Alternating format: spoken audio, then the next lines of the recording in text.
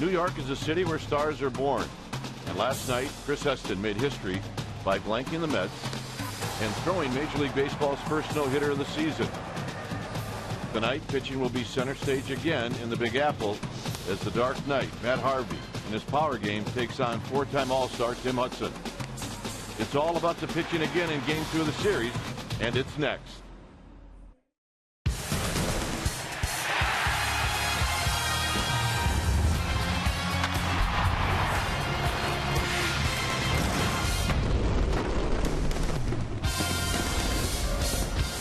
More baseball coming to you from the Big Apple. We're at Citi Field in New York as we get ready for Giants baseball.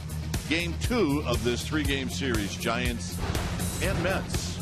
Hi again, everybody. I'm Dwayne Kuiper. Alongside me is Mike Krukow. No hitter. It's over. And now it's time to think about a guy that's got a few more years on him than Heston, and that's Tim Hudson. Well, he does have a few more years on Chris Heston, and this is the 17th year for Tim Hudson. If you look at his lifetime numbers against New York, it's almost like a whole season. 204 innings lifetime against New York, 17-10 with a 3.52 ERA. He knows them quite well, and they know him quite well. This will be a very interesting matchup, and some of the best stuff in all of baseball will be his opponent, Matt Harvey. Once again, it's all about pitching. And it's a good one. Matt Harvey, he's just about as good as you're going to get, and they love him here in New York. And Tim Hudson, the veteran, he's fun to watch as well. All right, stay tuned. We'll take you to our Comcast Sportsnet studios for an update, and we'll do that right after this.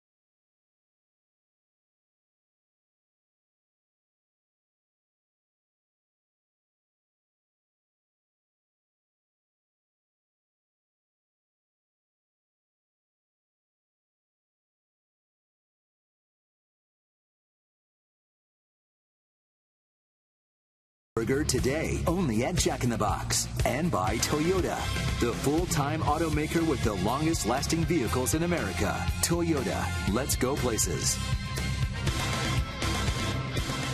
Here we are back at Citibank Field as we get ready for Giants-Mets baseball. Our game time weather is presented by the Santa Cruz Beach Boardwalk. Get to the beach. The admission-free boardwalk is open daily. 78 degrees here at the yard.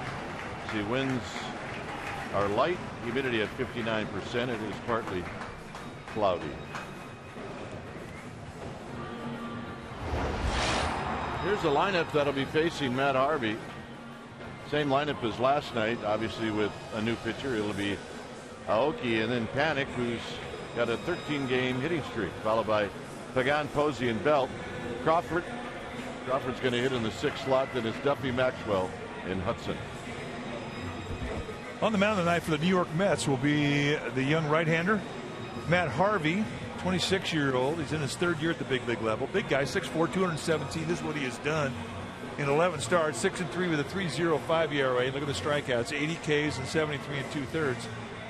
And with Harvey, you're going to look at a fastball that goes mid to high 90s.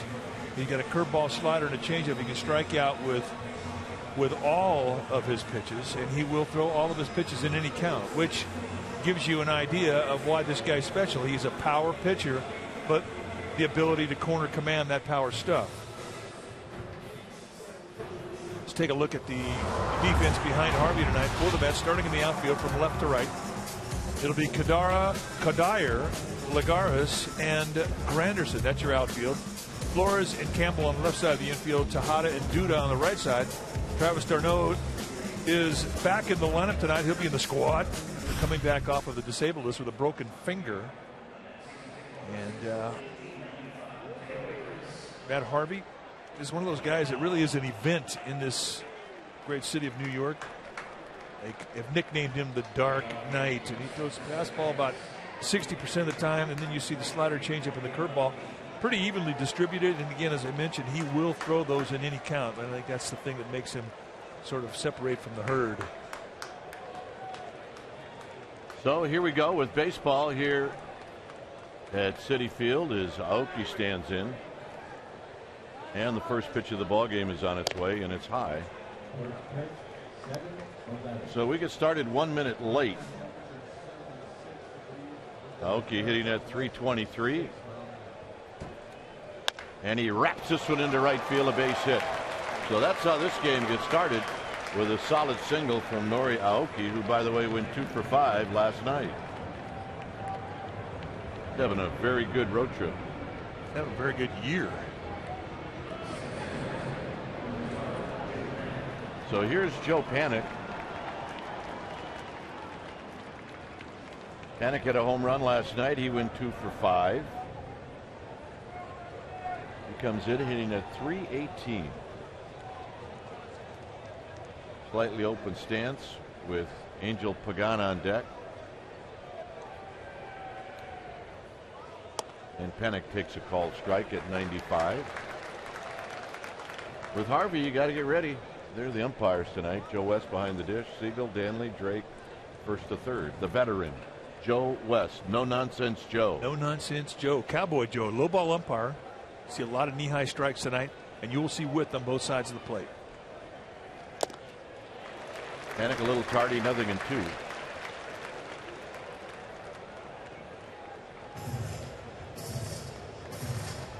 Giants are 3-1 on this road trip.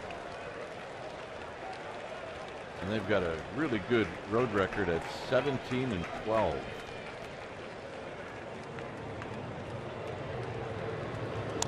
And Panic stays alive. Panic missed one into the upper deck by about 5 feet. Last night it's our Togo's big play, the Togo's way. Hit it off of Dylan G. Maybe 3 feet. And all the Joe Panic fans, as he is a native of New York, they call themselves the Panic Attack. They were lit up. He put on a show for him.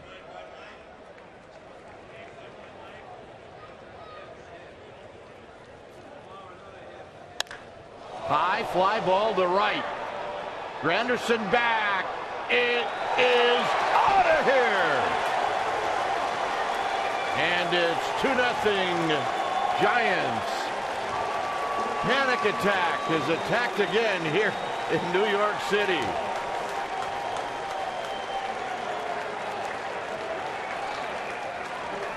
Wow. Talk about coming home with a splash. Home run number 6 for Panic, and it comes in a 2-strike count. There's not much change between his 2-0 count swing and his 0-2 count swing. Very compact, very abrupt path to the ball, and as you can see, he's got some pop. And here's Pagan. Pagan hitting at 285, and he takes a strike. Well, really a mistake to location from Harvey. They try to go above the hands. It leaks out over the plate, right at the belt.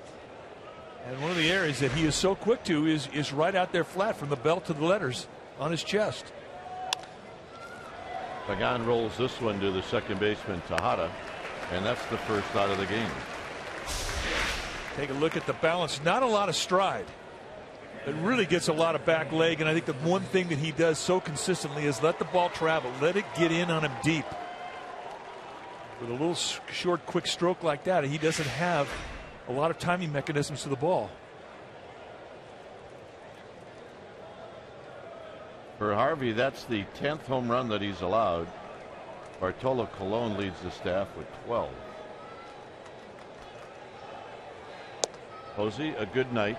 Last night, he went 3 for 5. Now, he's not many guys have ownage on Matt Harvey, but Posey does. He's 4 for 5 lifetime with a home run and a double.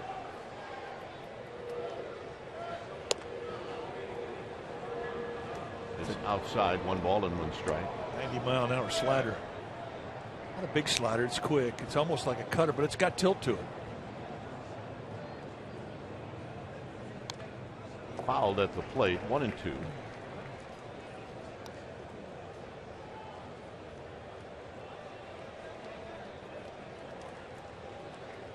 On deck is Brandon Belt.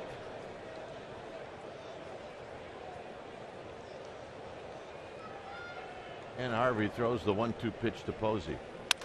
Posey breaks his bat, a little pop up into center field, and it's going to be caught by Lagares, 2 out. And here's Belt.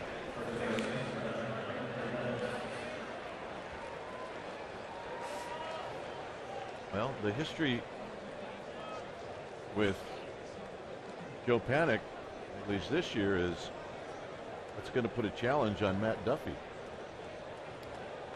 Well, they do have a little something going as to who's going to have the most home runs. They came into tonight's ball game tied with 5 apiece, and Joe Panic just took the lead. Yeah, they're both hitting home runs yesterday. Here's Belt. We talked about the ownage that Buster Posey had on Harvey. It's just the opposite with Belt and Harvey. Belt is 0 for 5 with 3 strikeouts. And that is a quick 0-2.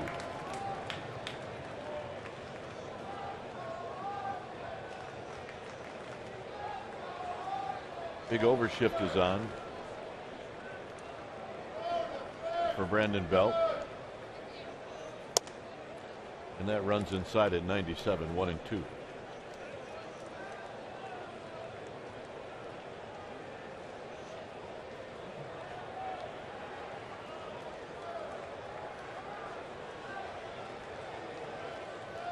Out of play, so Belt stays alive.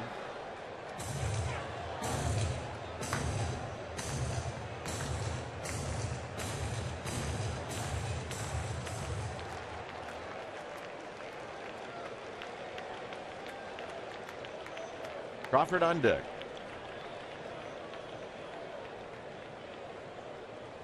Got him, and that'll end the inning. Panic gets the Giants on the board with his 6th home run of the year. And here at Citi Field, when it leaves the park, it's bye-bye baby. 2-0 Giants.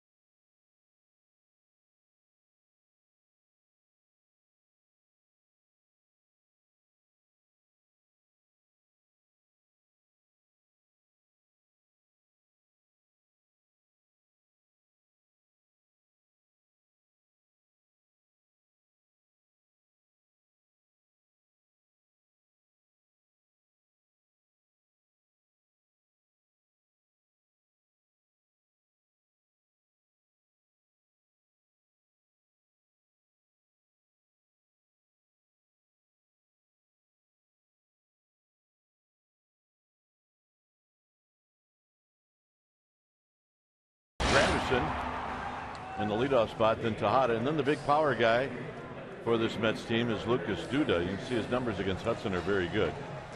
Kadire Flores, and then Travis d'Arnaud, who was just activated today. Lagares will hit 7th, and Campbell, followed by Harvey, hitting 9th. On the hill tonight for the Giants will be the veteran Tim Hudson, 6'1", 175-pounder. He's in his 17th year at the big league level. He's 3-5 with a 4.41 ERA. With Hudson, you're going to get a lot of sink. You're going to get a lot of ground balls when he's right. With the curveball, sliders, throw 2 types of changeup at you. 204 lifetime innings against these Mets. He's 17-10 lifetime with a 3.52 ERA. That's basically one whole season in the big leagues against the New York Mets. Here's Granderson, who takes low.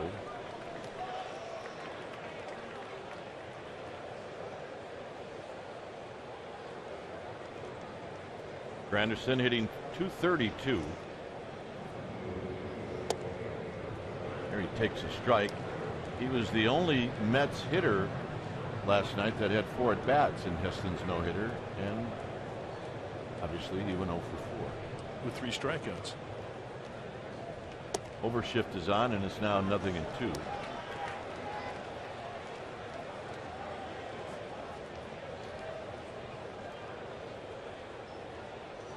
Duffy at the shortstop position with the overshift. And this is driven into right center field. Pagan on the move. And Pagan is going to get off the top of his glove. And for whatever reason, Granderson stopped at first base. He thought Pagan caught it. He thought he caught it.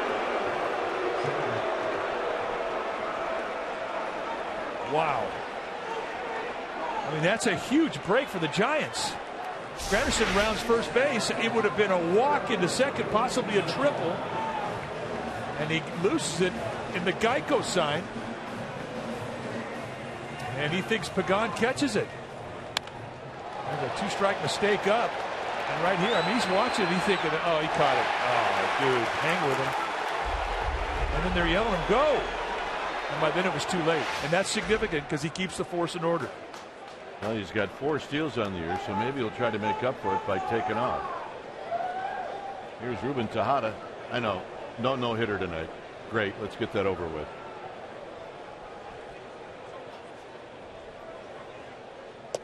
Inside corner strike to Tejada. Take a look at the path just over the glove of Pagan, who spent a lot years in this ballpark as Mets center fielder.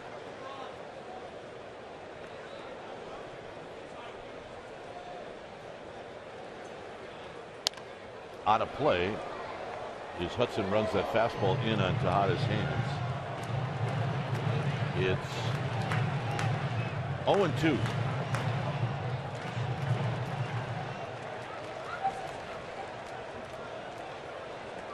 With Lucas Duda on deck.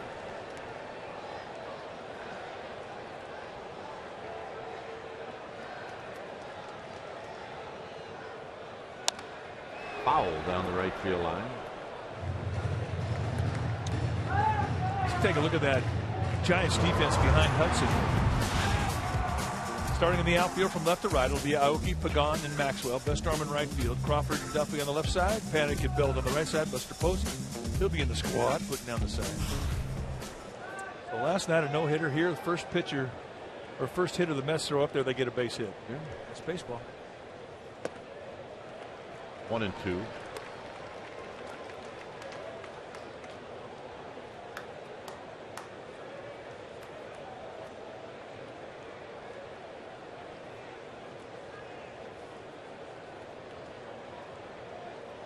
Belt holding on Curtis Granderson.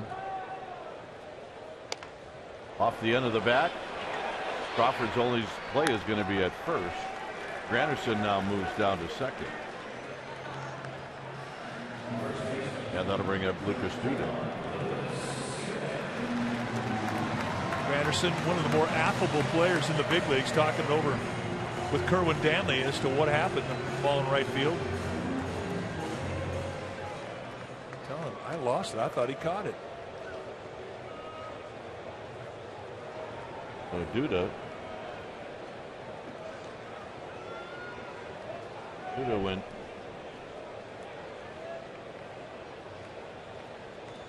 0 for 2 last night. He was hit by a pitch. He takes wide, and it's 1-0.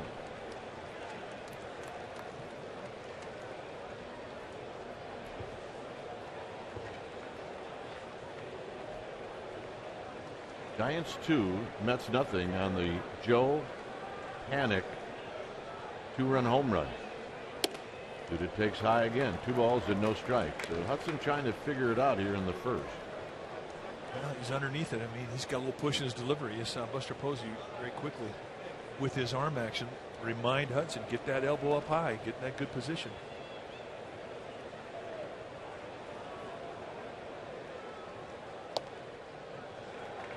So it's 3-0. You talked about the success that Duda has had against Hudson. He's got an open base here. He's basically using it. I'm sure Hudson knows the history between Duda.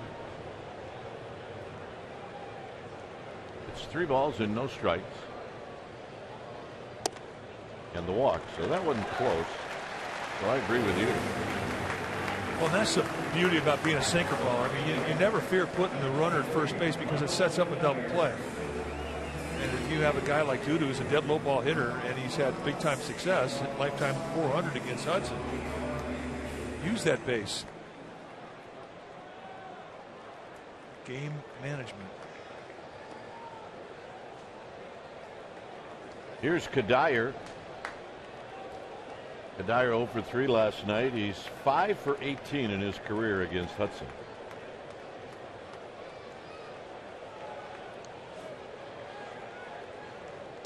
And a curveball for a strike.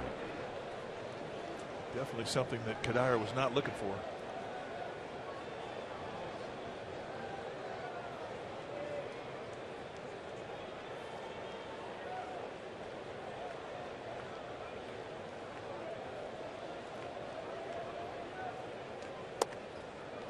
Stays inside to Kadire. This is the 2015 pitch usage for Hudson. A lot of fastballs, sliders, curveball and changeup. Throws about 20% of the time, just depending on which one is more effective on that given day. Didn't have any fear about throwing any of those pitches in a 3-2 count. It's slowly foul.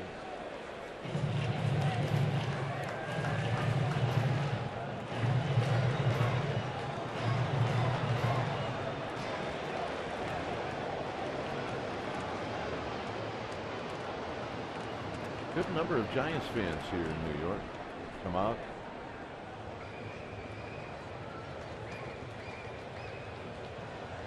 It's 1-2 to Kadire. Hudson pitching for the ground ball.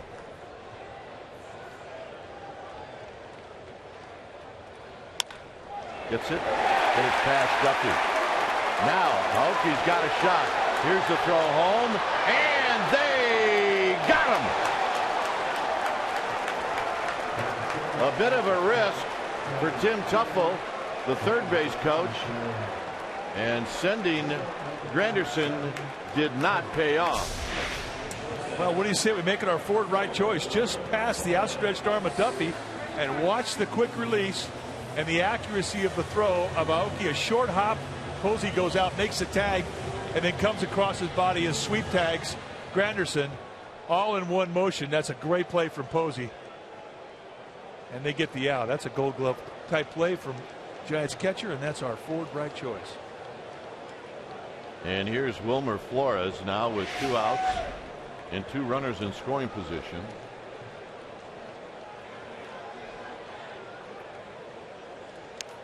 And a foul back, and it's no balls and 1 strike.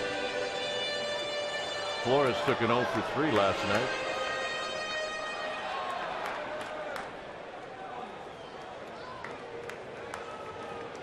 Now, I'm sure that Tim Tuffle, the third base coach, and the Mets have had it in mind that they will challenge Nori Aoki. He has an average arm speed, strength-wise, one that you would challenge, but he has a quick release and he is accurate, and he proved it on that throw. Down low, 1 ball and 1 strike.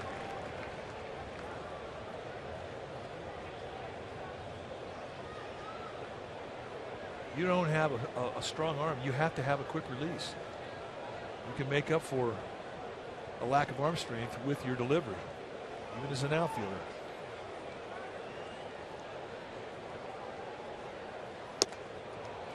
One and two. It's a good sink right there.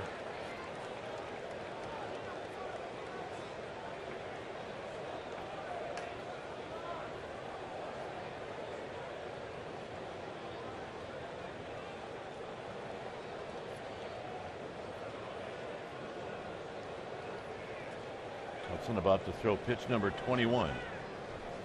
Outside, 2-2. Sinker ballers in that first inning.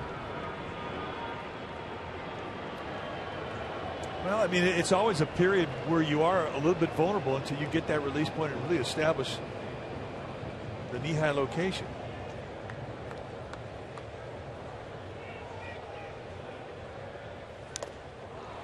In and out of the glove of Buster Posey, so we'll do it again. It's 2-2.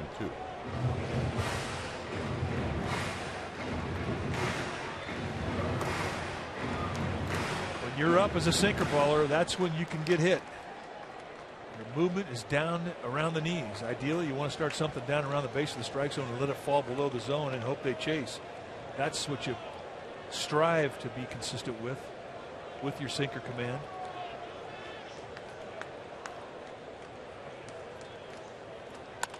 Hit up the middle. Crawford and Panic cannot get it, and this game is tied. So Hudson gets the ground ball, but it finds the right spot, and it's 2-2. And it's so frustrating for Hudson, who has a follow-through that sort of takes him away from being able to feel the left field side of the mound. His movements at first base, right back up the middle. Just a CNI ground ball. You can see the frustration from Hudson as he knows that nobody can get it and it's going to cost him 2 runs.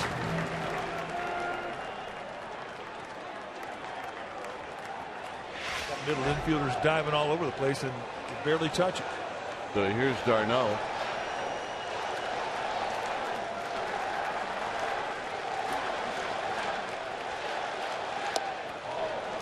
And it's 0-1. It's a healthy cut. It is a healthy cut. Darno was on the disabled list with a fractured little finger.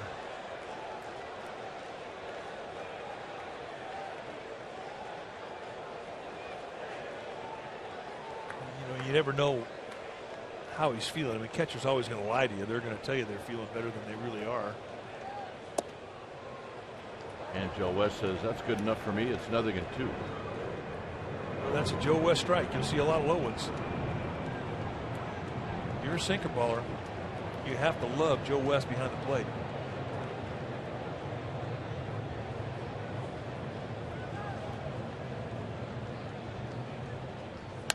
Hit on the ground. Panic will spin and throw to Belt, and that'll end the inning. Mets tie it up on 3 hits. Second inning coming up.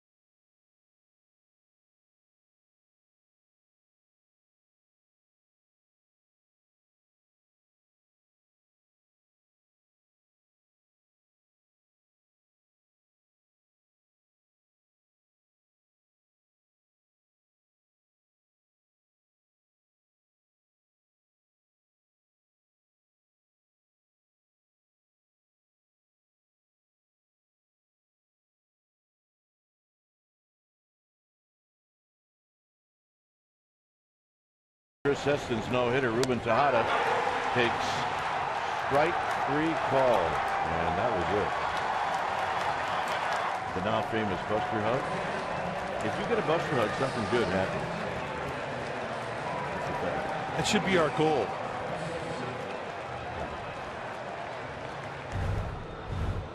So here's Crawford to lead things off. It's a 2-2 ball game.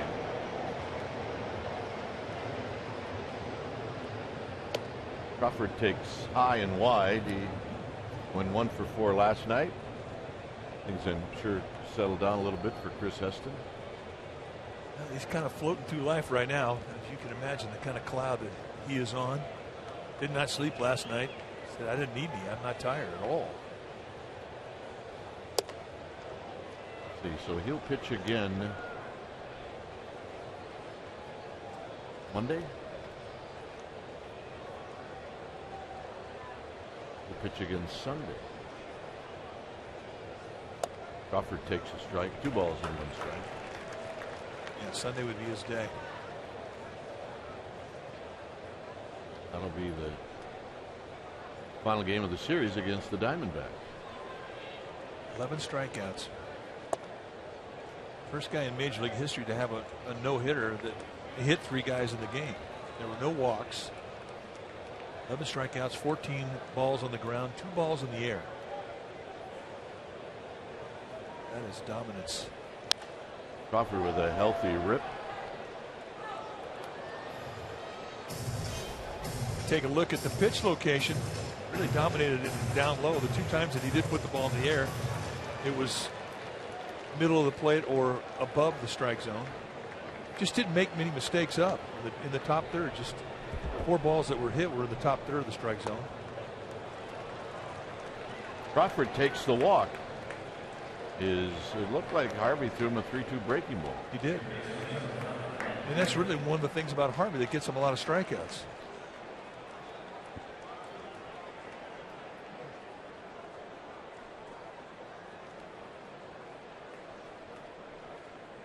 The Giants' 3rd rookie to pitch a no-hitter. That goes back to the early 1900s. Joins Sandy Koufax. That's a good one. Dinner for 2 with Sandy. Yeah, strike out the last 3 guys of a no-hitter. How cool is that? Here's Duffy, who's 1 home run behind Panic. He hit number 5 last night, hitting .289.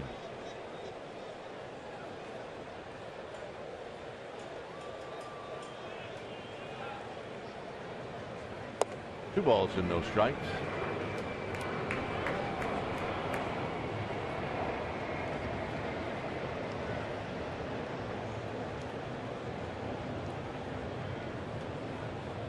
On deck is Justin Maxwell.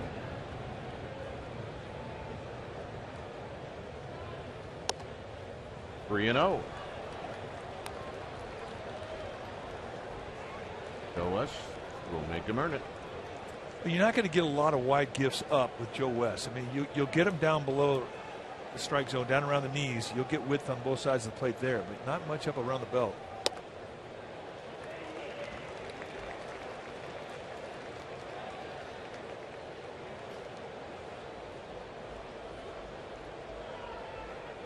You might like to have another one right there. Crawford goes, swinging a bouncing ball, and Flores's play will be at first. But Crawford ends up in scoring position. Harvey comes back from a 3-0 count, and here's Maxwell. Well, and a good guy to put a runner in motion with, Matt Duffy, because of the contact that he makes. So if Crawford's not running on that particular play, that's a double play. It's 2 outs. Bochy trying to take that double play away, put a runner in position, starts the runner, and look what happens. You get him over. So it's a productive out. Maxwell went 1 for 3 last night.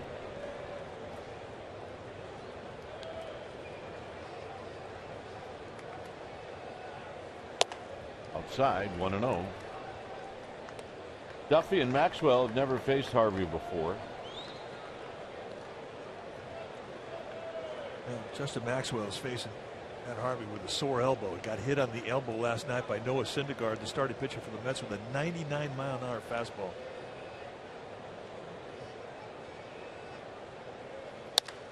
Hit on the ground, and it's to the left of Tejada. And Tejada makes a nice play.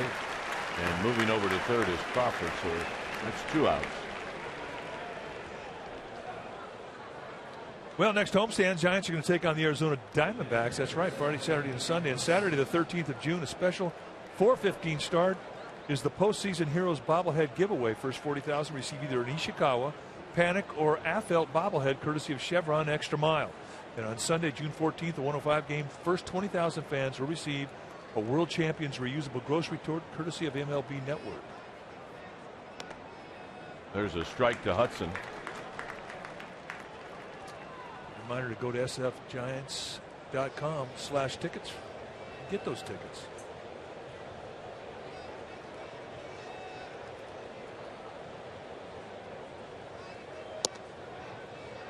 And it's 0-2 to Tim Hudson, who doesn't have an RBI this year. First, we said that last night with Heston at the plate.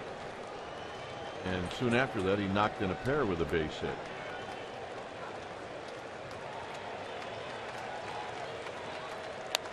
Out of play.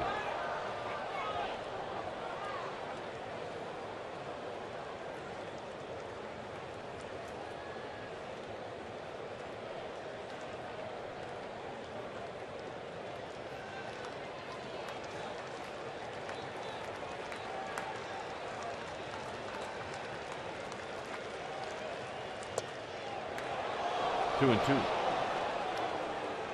91-mile-an-hour breaking ball just off the plate. Well, that's an outstanding 0-2 pitch. A lot of guys are going to swing at that, especially pitchers that don't really have a clear-cut definition of the strike zone in their mind.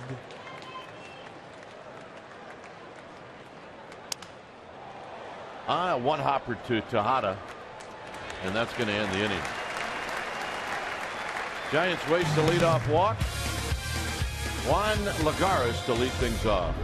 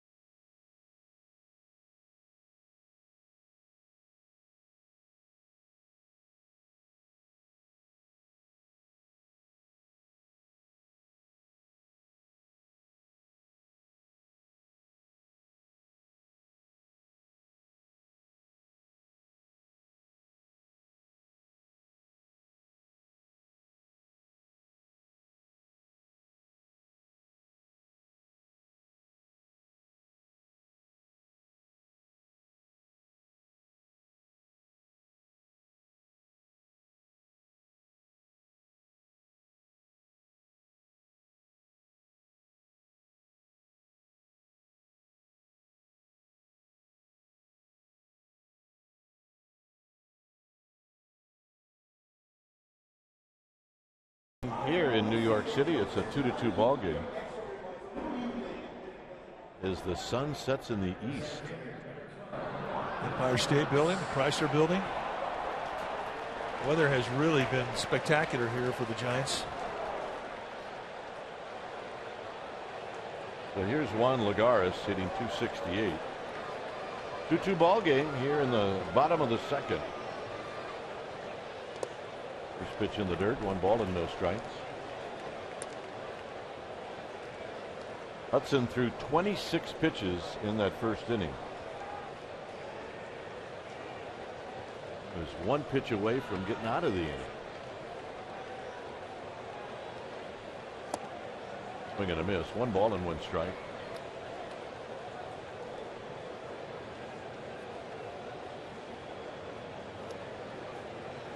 Eric Campbell on deck.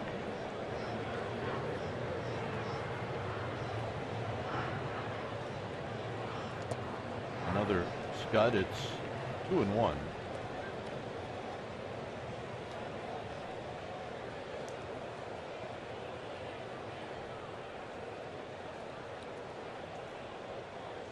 Hudson's still trying to find the comfort zone with his release point.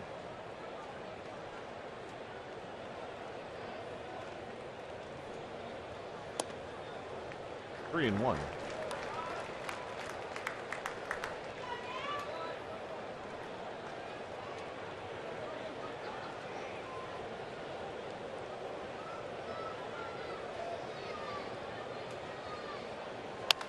Get on the ground. Duffy wrestles with this one and throws him out. The rough day for Tim Hudson in July of 2013. This is the ballpark where he injured himself as Eric Young stepped on the back of his foot, and that was it. He was done. Well, he really thought at one point his career was over. So he bounced back and had a really nice year last year and won a World Series. How about that? Pulled on the ground, foul. Well, he got to do what he had always dreamt about doing, and that's being a championship team, ride the parade. And this year, the final feather in your cap as a world champion, you get to go see the president. Hudson on this trip, brought his family, went to the White House. Popped up, Belt running through the coaching box, and he makes the catch. 2 outs. Yeah, you start checking the boxes, you get ceremony on opening day, the raise the flag, the rings, president, and you check the boxes. I don't know how many boxes are left, but I'm sure he feels like there's a few. Well, there's one, and that's the reunion, the 10-year reunion of the World Championship team, when you get to come back and relive a lot of these moments with these guys. 20th year, and so on and so on.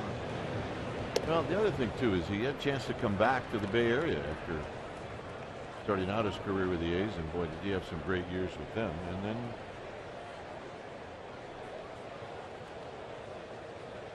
he walked into the clubhouse last year and instantly became a hit.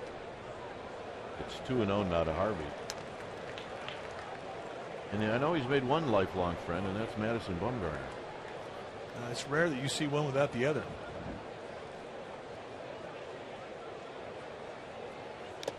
We're going to foul. Harvey's 2 for 22 on the year.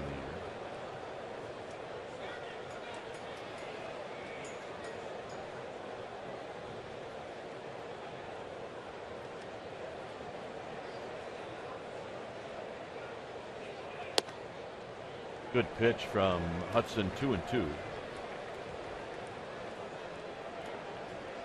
A 2-2 ball game. Both teams scored 2 runs in the first inning. And that'll end the inning. Hudson picks up his first strikeout. Top of the order coming up for the Giants. It's 2-2.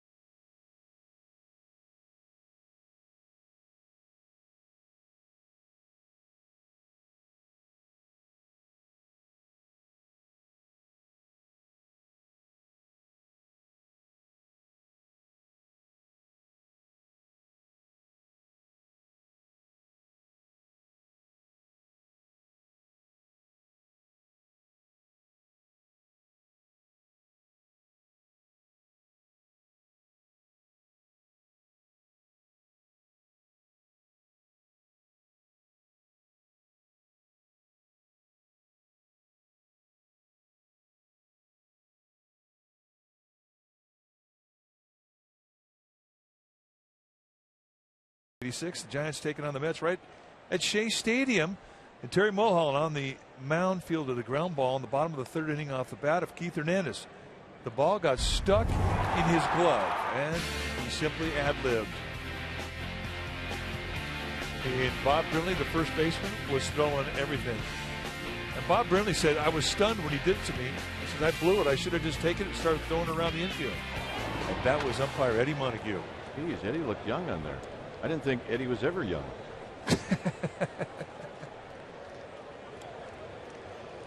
Kidding, Eddie. Here's Nori Aoki to lead things off. No, he's not. Aoki opened up the ball game with a line drive to right field for a base hit. It appears to me that with Harvey, Aoki's choking up just a little bit more.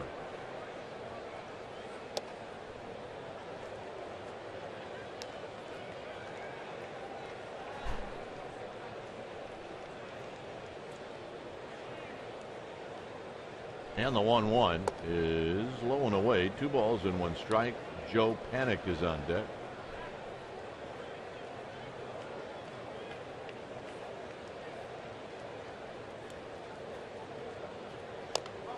Up the end of the bat, and this is going to be a base hit.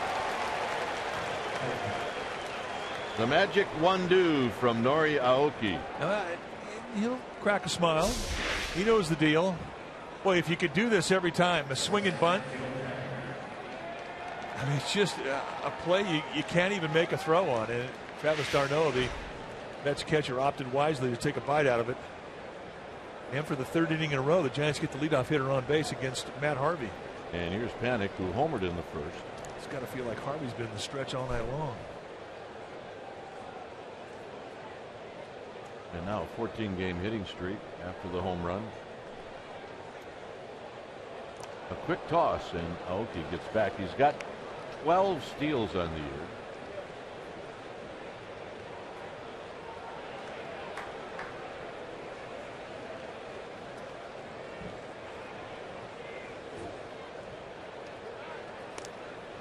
Well, the Mets think Aoki's going to go.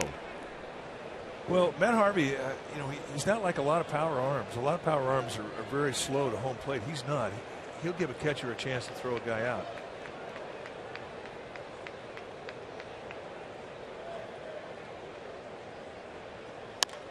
Out of play.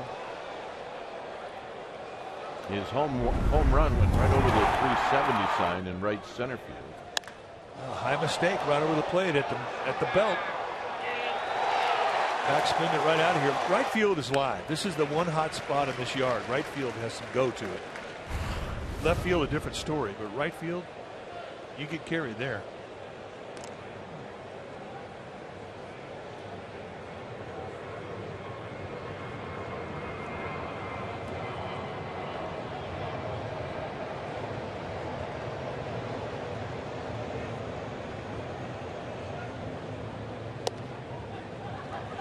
Hits the outside corner, so now it's another against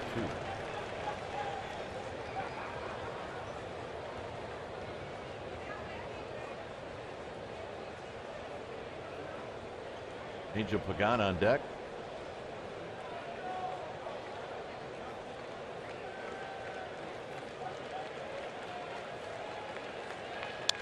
Foul back, so Panik stays alive.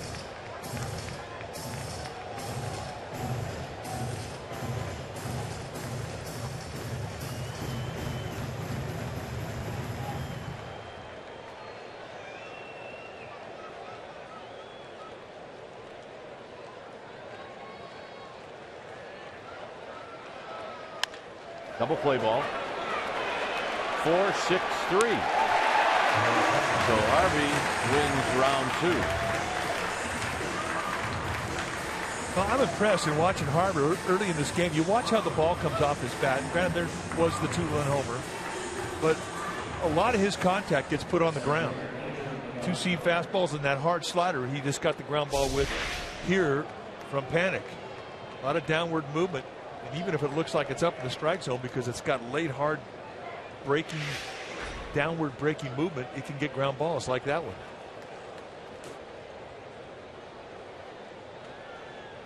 Pagan is 0 for 1.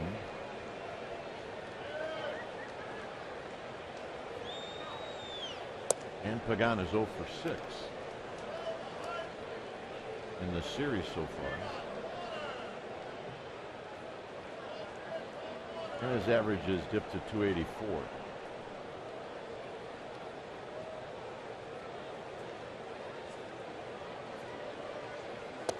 Down low.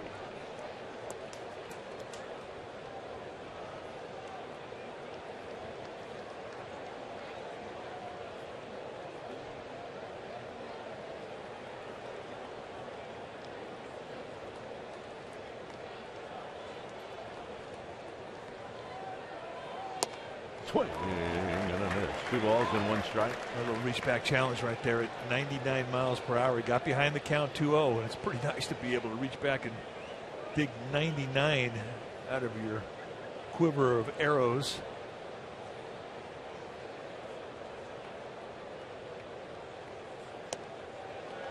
And then he drops in that, what is it, hard slider? Hard slider. He's getting a rhythm going right now.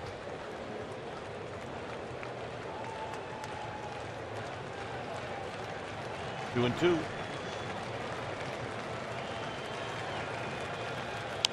On a play. I mean, you look at him and it's not an overthrow. Doesn't look like he's maxing out with his effort. It's just an easy 99. Just like we saw last night with Noah Syndergaard, an easy 98.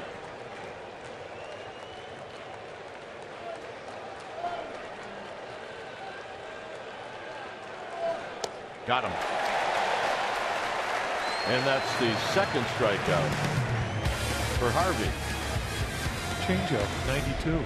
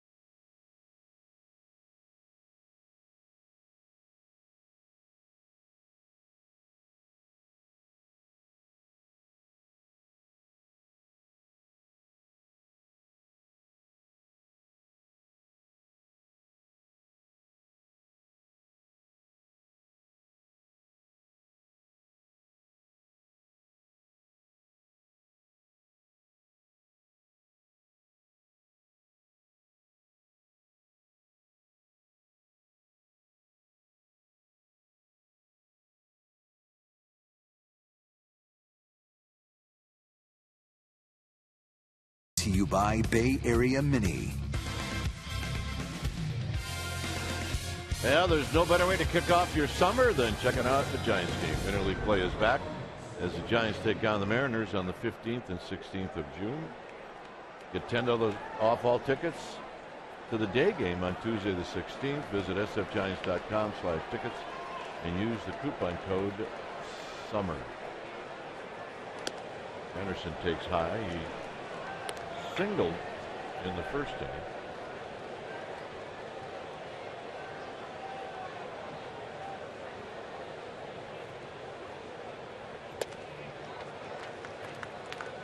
Two and 0.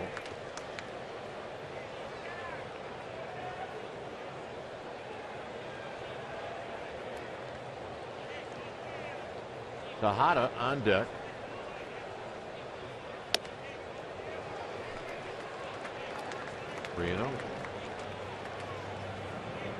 Hudson just not completely in control of his release point right now.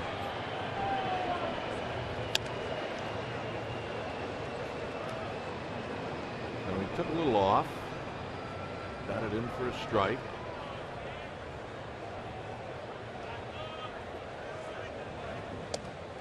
And the walk.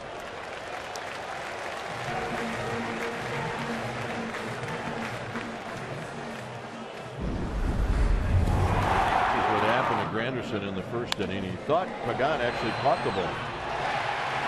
And he stopped at first. And then he got thrown out at home by Nori Aoki. It was kind of a rough first inning for Granderson. Beautiful play from Posey to short hop the throw from Aoki and swipe the tag. But nevertheless, the Mets did put 2 runs on the board, which is why we're tied right now. So here's Tejada. And Tejada takes a strike. Tejada cued one off the end of the bat. It rolled over the mound, and Crawford got to it and threw him out.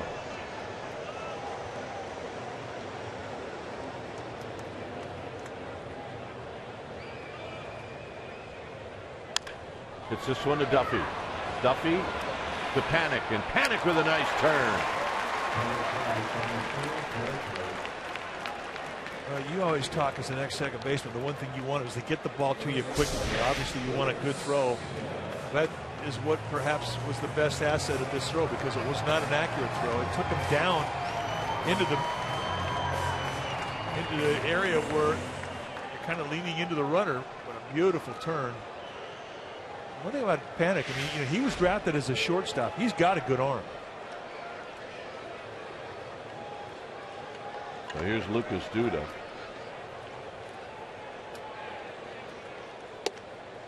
Duda, big guy with 9 home runs, a lot of power. It's likely he's probably going to take a shot at knocking one out of the park right here. Oh, especially in a 1-0 count.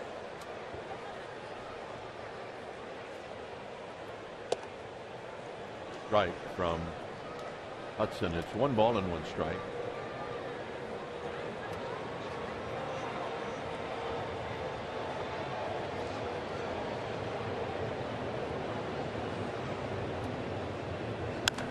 Wrapped into the gap. Pagan is going to almost overrun it, but he reaches back and he makes the catch, and that's going to end the inning. So it turns out to be a nice play by Pagan. Watch Pagan get to this and then go, wait a minute, maybe it knuckled on him. Sweet spot, baby. That was not easy. No.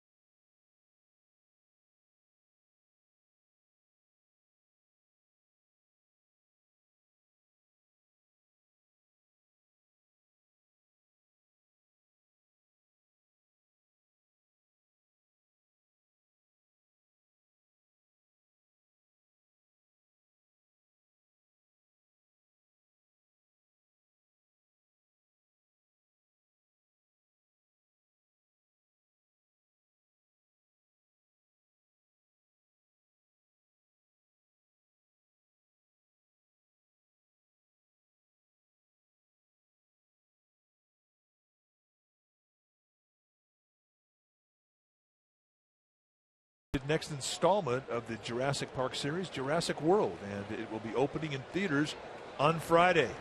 And here's Buster Posey, who takes low. Giants 2, Mets 2 here in the fourth. Harvey has walked 1 and he struck out 2. Posey hit a pop-up into center field. He's 0 for 1. Here he takes a bit high, and it's 2-0. Harvey thought he had a strike there. Well, some umpires have called it a strike. Oh, no doubt. Joe West, low ball guy. Posey on the ground to short. Right there is Flores. 1 out. Easy 98. And that'll bring up Belt.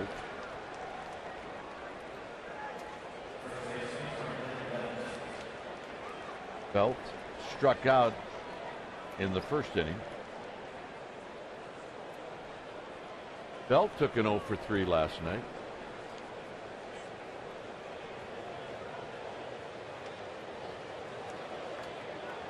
Yeah, Batman. And there is the Dark Knight out there on the mound, as he's been nicknamed, Matt Harvey. Interesting, Matt Harvey is only 18-13 lifetime. 9-5 in 2013. Last year he missed the whole year because of a Tommy John injury. This year he's 6-3. But yet he's got a great nickname. Cued, third base side. Belt is going to have a hit. That's the second one in the game now off of Harvey. Harvey's thinking, what am I doing wrong here? Good changeup. He's throwing the pitch that's too good. Can't hit it hard enough.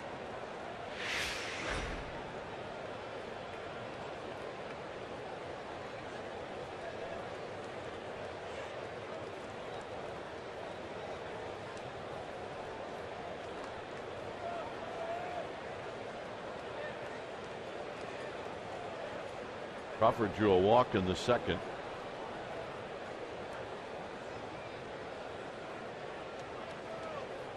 And here he swings and misses.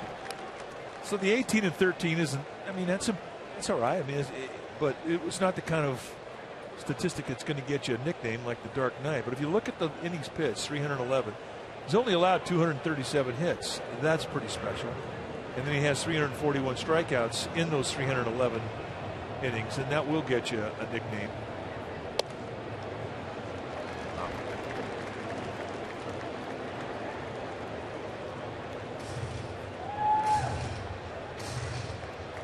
But expectations surrounding this guy is off the charts. But at age 26, I mean, he's basically being asked to learn how to pitch up here too.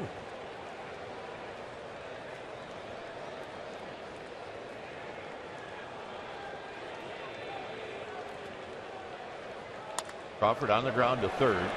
This could be a pair. That's one. And Crawford will beat it out.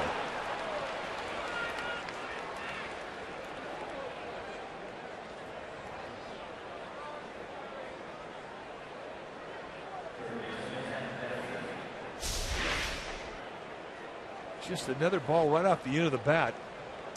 Campbell gets it over to Tejada, and Tejada's pretty quick getting rid of the ball. It just could not get enough on the throw as Crawford outlegs the backside.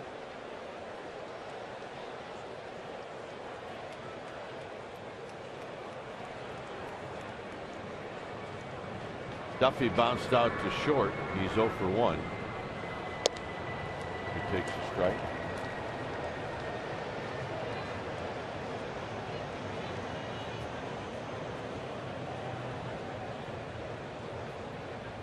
Justin Maxwell on deck.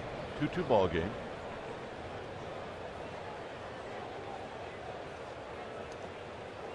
Nice play by Darno. I don't know how he did that, but he did. You know, it's a simple concept. They say when the ball goes in the dirt, imagine that your chest protector is your glove. But that's the theory. But to actually apply it, it takes a lot of practice. And Darno does not. I mean, he executes it absolutely perfectly.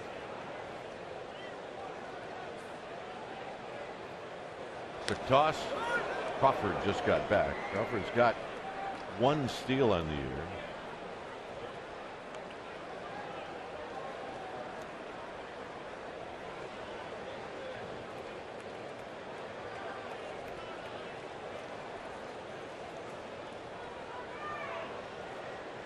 ball and 1 strike. Crawford goes. Tapper to third.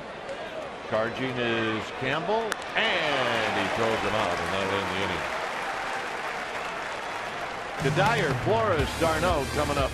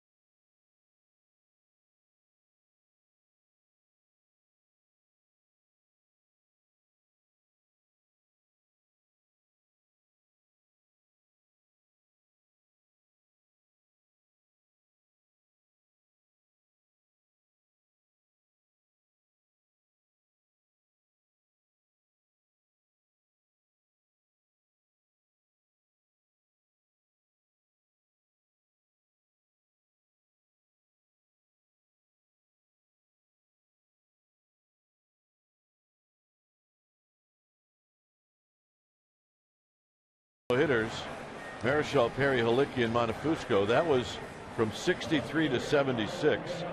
And then Sanchez, Kane, Lincecum twice, and Heston. That's from 2009 to last night. 5. And the New York papers look like this. Holy Moses. Heston. Charlton Heston. City of Nope. City of Nope. Oh, that's a good one. Yeah, they make New York laugh. Post kills me. Here's Kadire. And a call strike to Kadire. Kadire singled in the first inning, and with his hit, Granderson was thrown out at the plate. And he bounces this one foul. You mentioned a Greg Papa in the open. One of the columnists here was writing about, oh, the Mets got no hit. They reached rock bottom. They're in first place. Popped up. Panic coming in. 1 out. Did they reach rock bottom? I wonder what they'd have wrote about my Cleveland Indians teams when I was there. It would not have been good. Well, they've been been rock bottom every day for like 7 years. Well, new limits to rock bottom. No, you guys are good. Come on.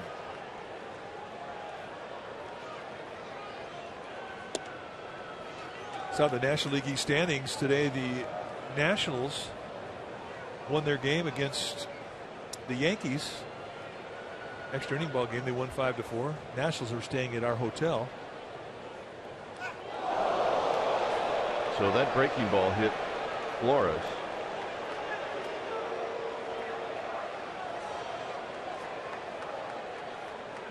And the hitter is going to be Travis d'Arnaud.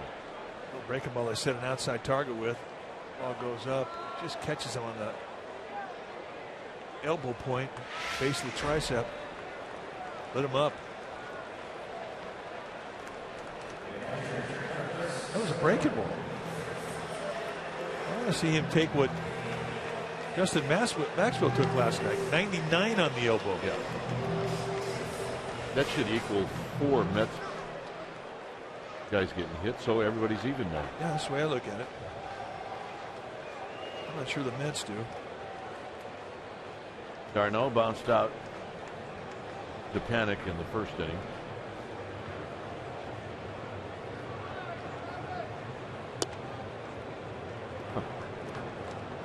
just a bit One low. ball and no strike.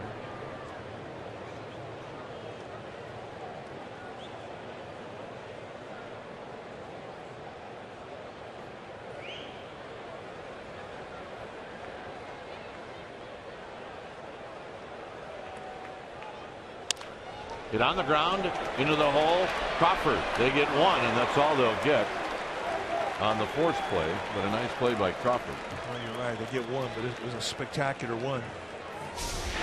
Talk about strong-legged shortstops, and this really is the foundation of his excellence. He's just got such a gift to, because of the strength of his legs, to get to a balance point, to get off a throw, and he can put something on it. And it had to be perfect to get the ball to Panic in time to get the out. And it was. Nice play. Here's Lagares.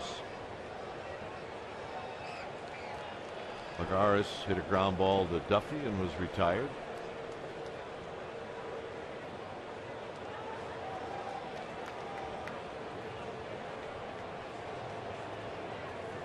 And he takes a strike, and it's 0-1.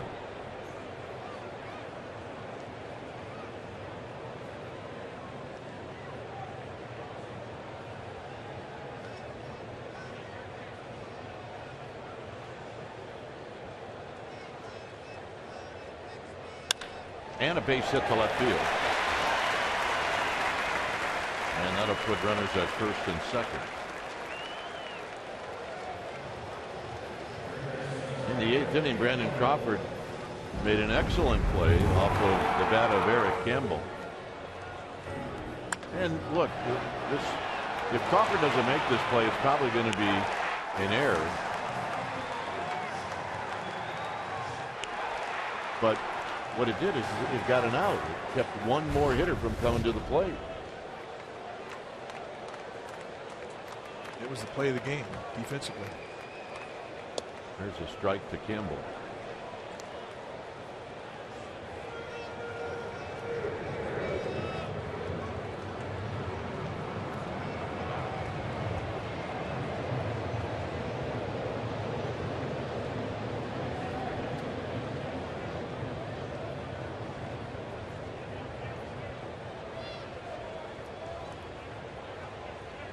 Swing and a miss. Nothing in 2. Good tight little slider there.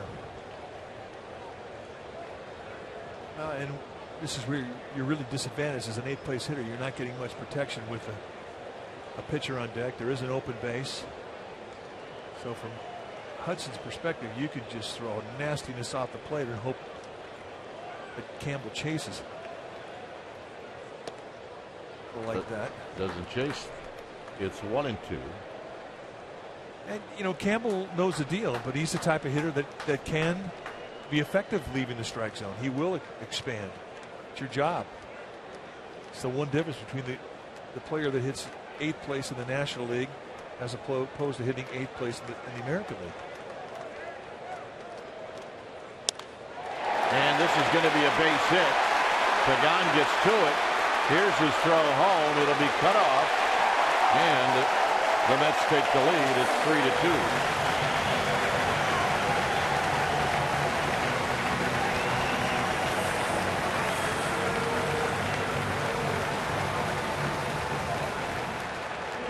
That's one that Hudson's going to regret. I mean, they definitely had some hang in this one. Right out over the middle of the plate. A little lazy breaking ball. And for Campbell, in a 2-strike, 2-out situation with the pitcher on deck, comes up big with an RBI. That's a nice at bat. So here's Harvey. Harvey struck out in the 2nd inning. The belt tie strike.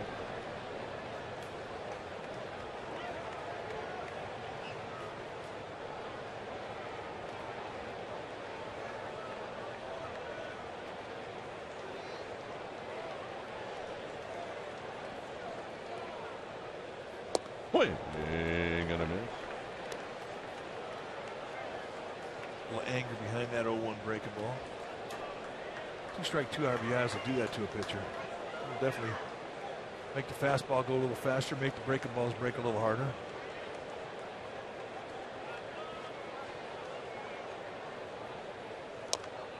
Yep. foul right at home plate, and we'll do it again.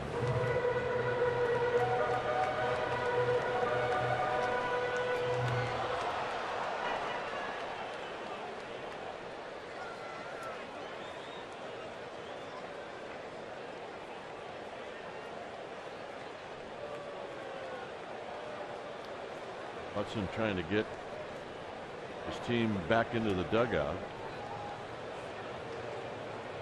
Mets have taken the lead here in the fourth.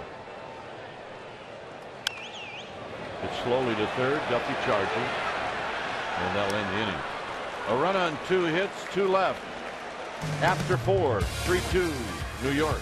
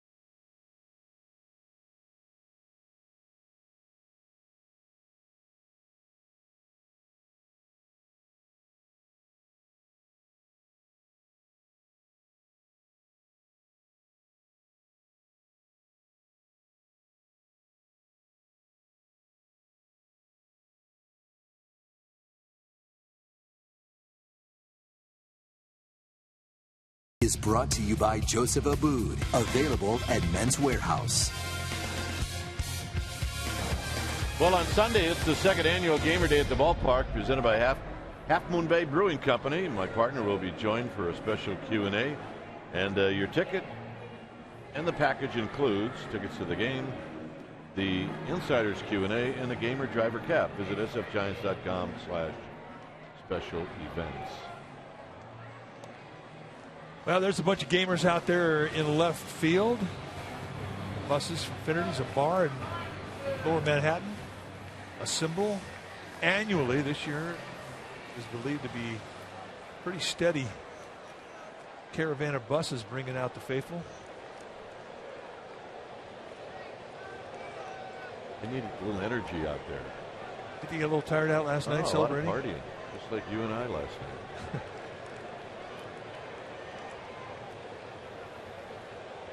Here's Maxwell, who bounces this one right back to Harvey. So 1 pitch, 1 out.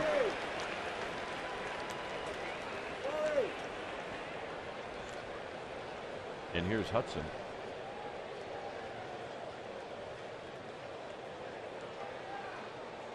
Hudson bounced out to second, and he did that in the second.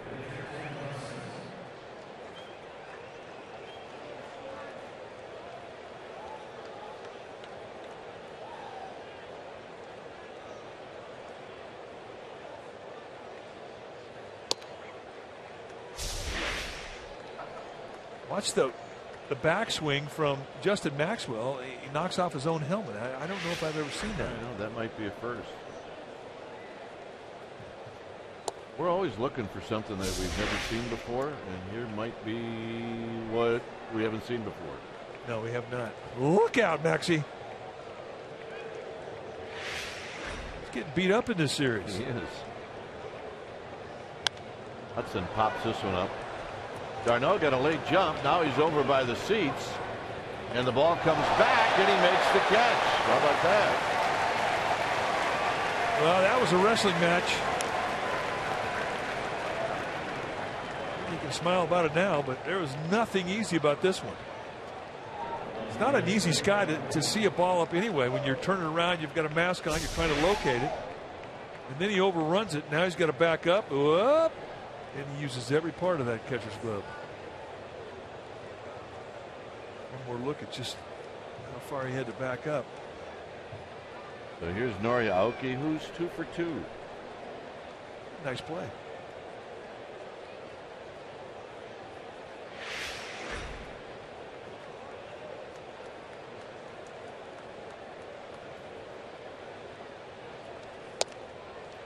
Pitch strike, and it's 0-1.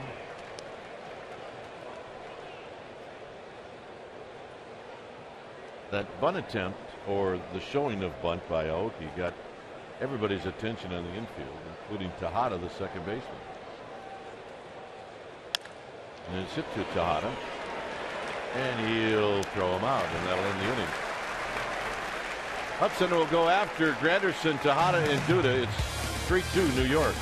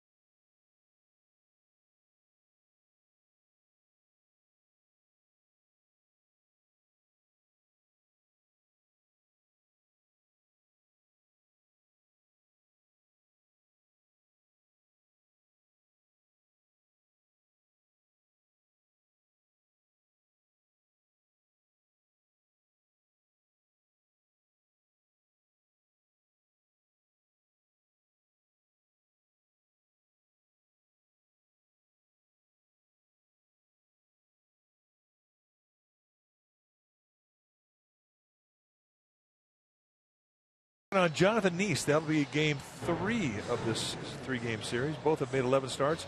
Lincecum 6-3, Neese 3-6.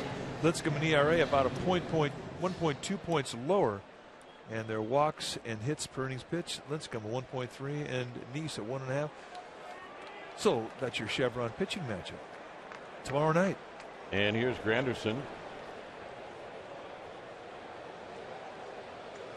Granderson lines this one down the right field line. Fair. And he's going to stop at second with a leadoff double. Bruce Bochy's on the top step. Don't see much argument from Belt, although it doesn't always give you an indicator. Now, one thing, though, you watch the way that he surrounds the bag and watch him pick up his coach immediately, and he's looking over at Tim Tuffle, the third base coach, and he finally gets the stop sign. Let's see if indeed it was fair. That one will not get contested. I do believe it caught a piece of the foul line.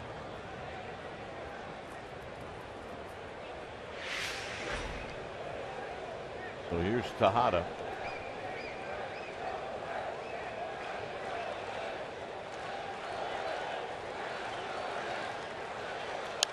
Tejada fouls this one out of play.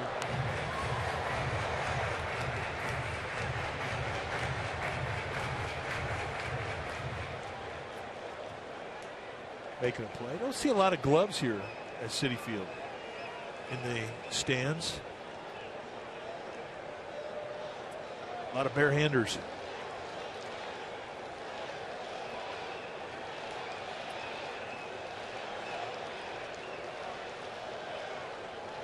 Tejada fouls another one out of place, and now it's 0-2. Doesn't look like he's doing anything to try and take the ball right side of the field.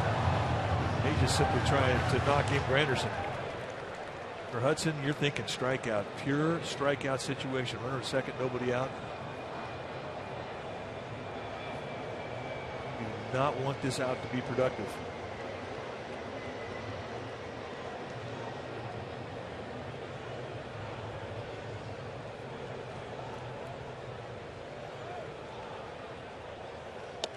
And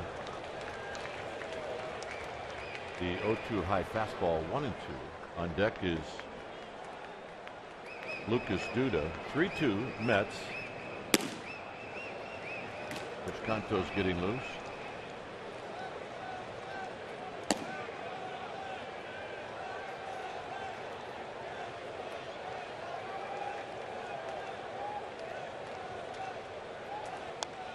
How back.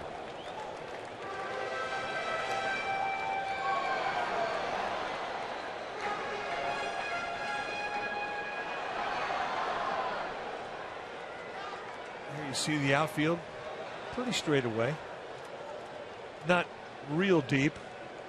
Giants do not think Tejada's got a lot of power, so they're pulling everybody in probably 6 steps normal from normal depth, so that's a shallow set.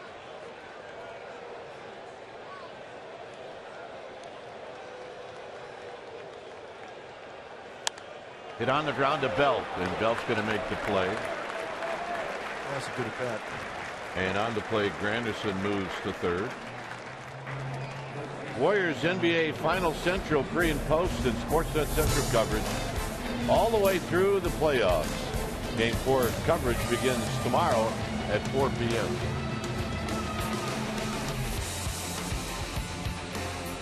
So now the Giants will have to play the infield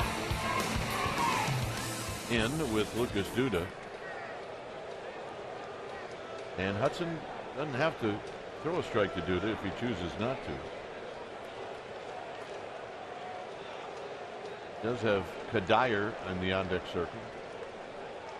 That's the crossroads in this game right here because of the success that Duda has had lifetime against Hudson.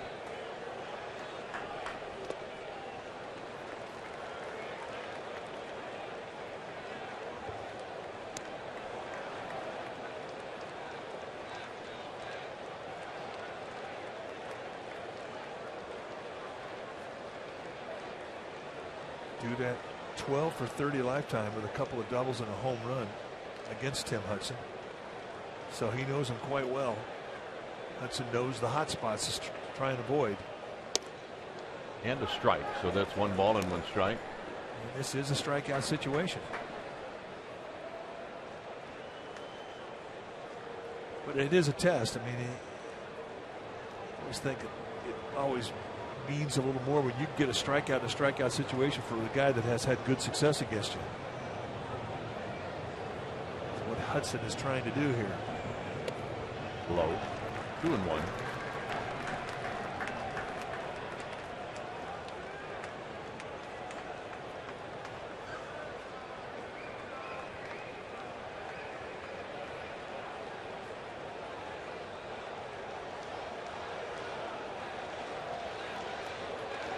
Duffy close to the line at third. Boy, good pitch. 2-2. Oh, pitcher strike there. Duda voicing some objection as diplomatically as he can, but he clearly thought this was a pitcher strike. And it really wasn't a strike. Movement coming off the plate. Oh, you're right. But I don't think Hudson's going to give it back. And a base hit, so it doesn't matter. It's 4-2 New York. On the base hit by Lucas Duda. And here's Kadire. Just coaching checking to see if George Cantos is ready. So you know he's thinking about making a change here. Mark Gardner says Cantos is ready. So perhaps another hitter to try and get a ground ball double play. Release is short now. Very short. Dyer gets on base. Hudson's night will be over.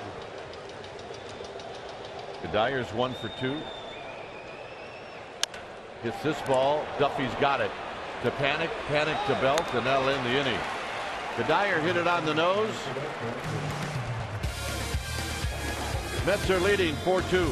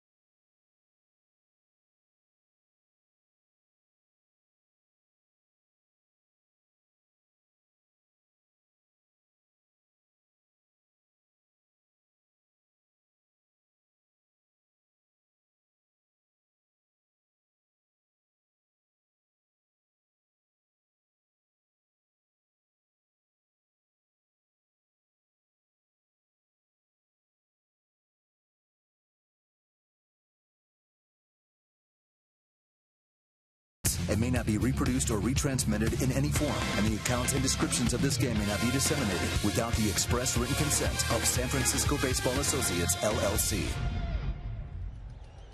4-2 Mets. We're in the top of the sixth inning. Joe Panic going to start things off here for the Giants in the top of the sixth. 1 for 2, a home run, a 2-run shot. His 5th of the year in the first inning off Harvey. That has been all of the scoring for the Giants. First pitch changeup out of respect. Take a look at this double play off the bat of Kadira. 2-hop seed snared by Duffy. And a nice turn from Panic to Bell to end the inning. And backed it up again. 2 changeups in a row. And that's really why Harvey is not your prototypical 99-mile-an-hour guy. I mean, he will throw changeups, curveball, sliders. He believes in all those pitches, and all of them are swing and miss pitches. And this is going to be a base hit. He can hit.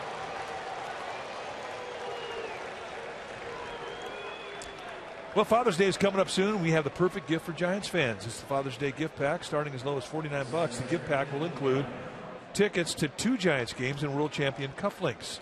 2 ball games plus the cufflinks, a perfect gift for the old man. For more information on the Father's Day gift pack, go to sfgiants.com/minipack. So here's Pagan, who's looking for his first hit in the series.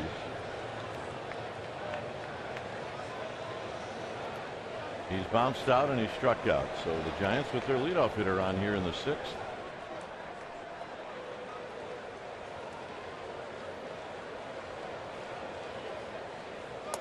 And a strike at the knees, and it's 0-1.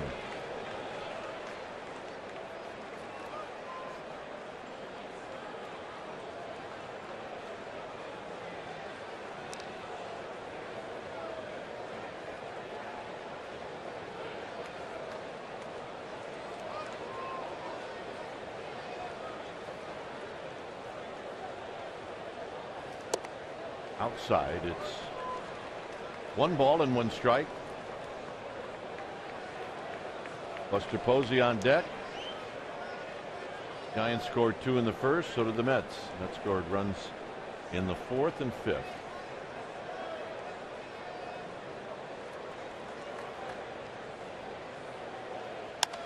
Pagan down the left field line. Kadire coming over and in, and Kadire is going to slide and come up empty. He had jammed his left ankle or knee, kind of limping as he gets up from the attempt. I got to say, A for effort for Michael Kadire. Not a lot of room between the foul lines and the wall on either sides of this field. Sliding here to stay aggressive to the plate. But his knee and his toe jam in underneath the pad. He's got a pretty decent limp going back out to his position. Did not feel good. He's taking inventory.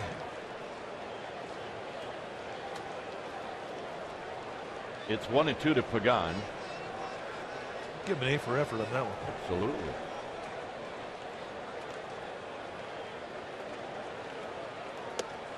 Very high.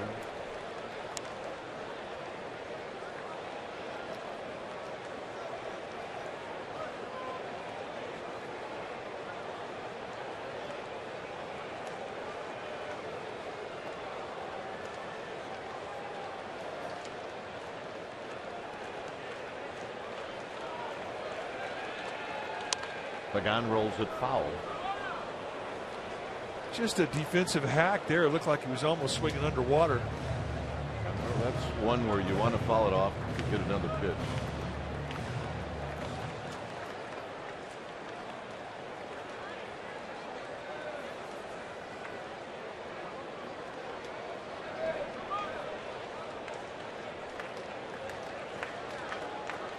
Two balls, two strikes.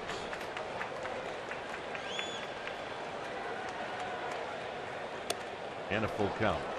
Now makes things a bit more interesting. A little sneak attack there, try to buzz him up above the letters at 98.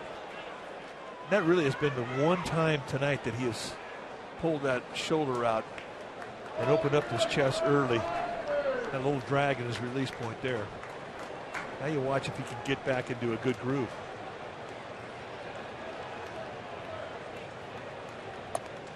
And the walk. But he missed by about half a baseball there. And yes, to that question, he can absolutely get back and make the adjustment to get back down to the bottom of the strike zone. 3-2 fastball. Oh, and we've seen that pitch and worse called a strike tonight. So Buster tonight has popped out and he's bounced out. Panic at second, Pagan at first.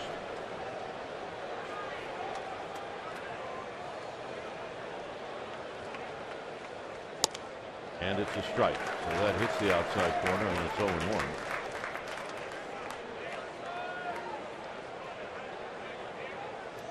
I mean, that's a 97 mile an hour knee-high paint in the outside corner. You're not going to look for that location. Guy puts that type of location on a 97 mile an hour fastball, you tip your cap. Be glad it wasn't a third strike. And that's a situation for Buster Posey. He just guessed another pitch and he guessed wrong. He was not looking fastball 0-1.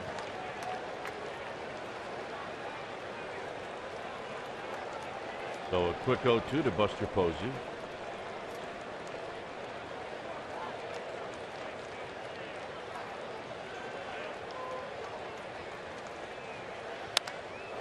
Down the right field line, a base hit. Pagan's got terrific speed. Panic's going to score. Roberto Kelly's going to wave him in. Here's the throw home. Not in time. This game is tied.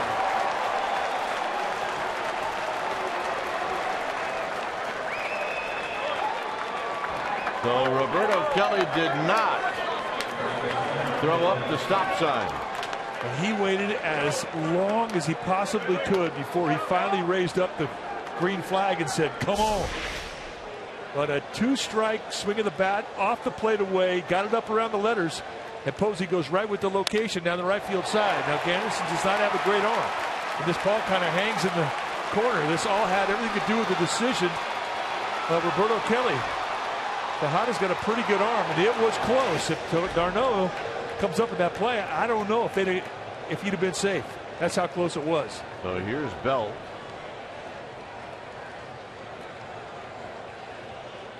And Belt takes high and wide, and it's 1 ball and no strikes. Take a look at it here. Really close play. It looked like Pagan actually kicked the ball out of Darno's glove. The reaction from Tim Hudson, digging it. 1-0 to Belt. 2-0 to Belt. So maybe this rattled Harvey just a little bit.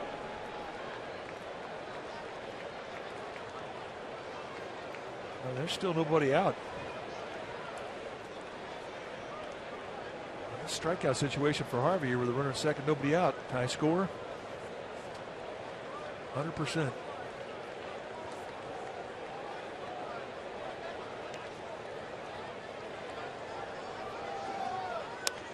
Look out.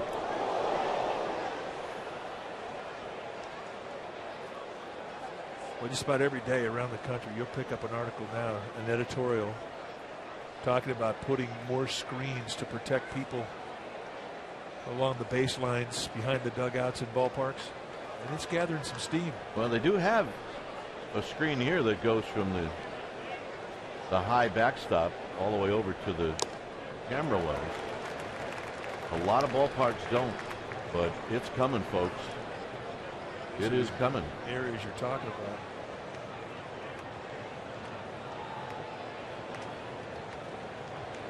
There it is right there. 2 balls and 2 strikes.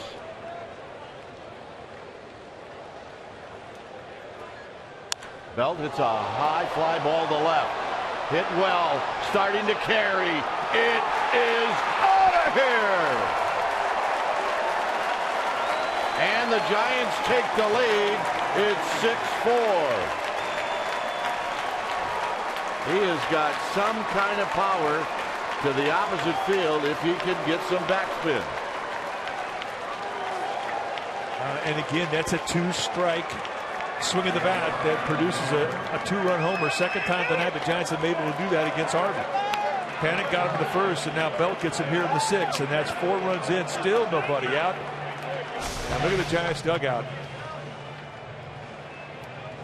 Outside corner just goes on, digs it out, and we'll watch the solid front side and the backside throw. I mean, he's just strong-handed.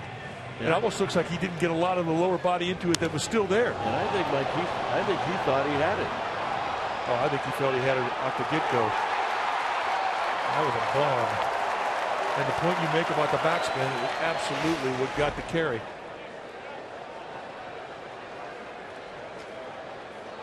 So Worthen, the pitching coach, came out.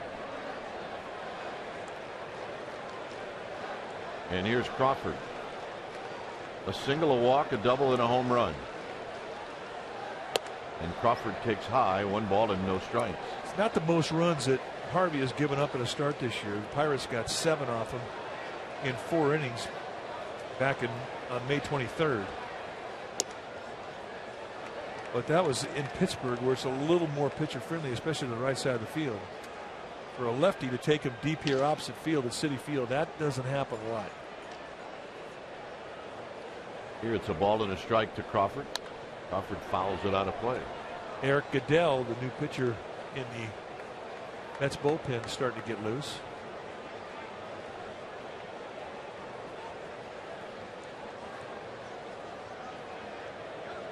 So 1-2 to Crawford with Duffy and then Maxwell. And Crawford shoots it foul.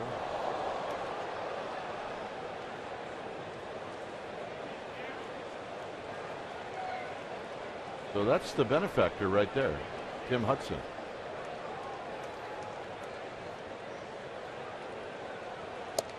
Inside to Crawford, 2-2. Now remember, Contos was up and throwing. And right now nobody's throwing. Crawford taps it foul. So he stays alive. 90 pitches now for Harvey.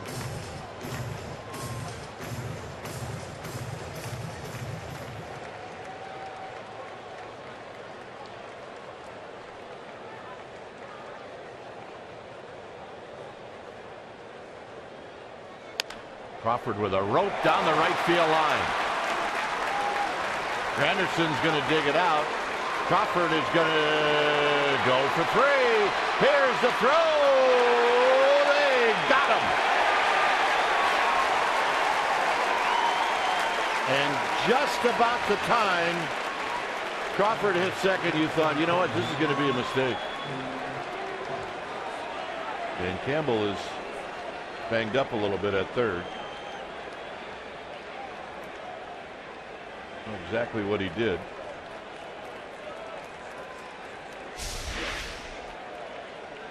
Well, he's coming in, sliding on his right knee, and it looked like a little contact caught Campbell upside the head. And was he out? Well, tried to get through the webbing on his glove. Oh yeah, he was out big time. So the only out they get has to be a relay, a well played relay that takes away 3 bases from Brandon Crawford. So they'll have to settle with a double, and a big league hang with him. And what do they say about making the first and the third out at third base? Yeah, probably not a good idea.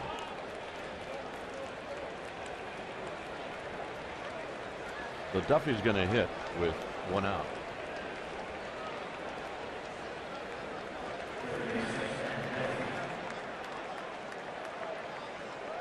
Duffy tonight has bounced out twice.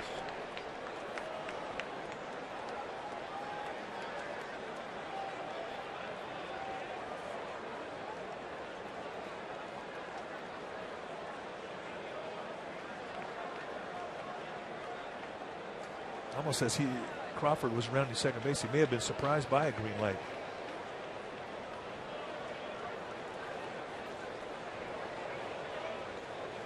Duffy takes a strike.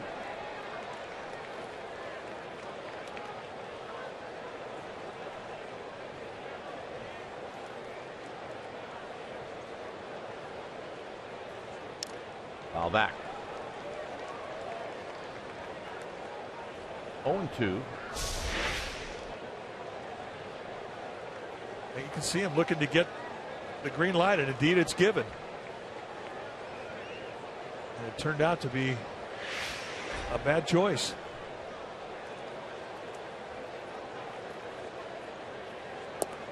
Low, 1-2 to Duffy. And now Kelly's telling him to get down, to no avail. And there's the contact that caused the headache for Campbell. Duffy, it's a high fly ball into right center field. Fairly deep. Lagares is going to put it away. And Maxwell's going to hit.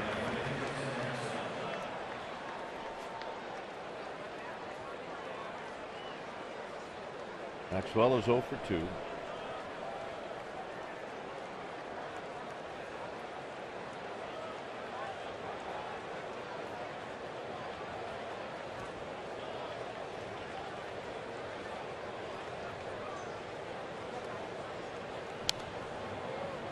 Maxwell fouls it off the backstop.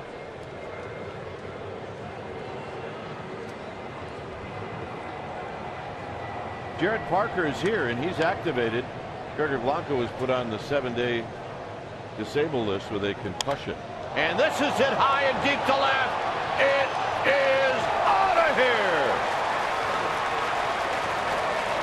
And it's 7-4.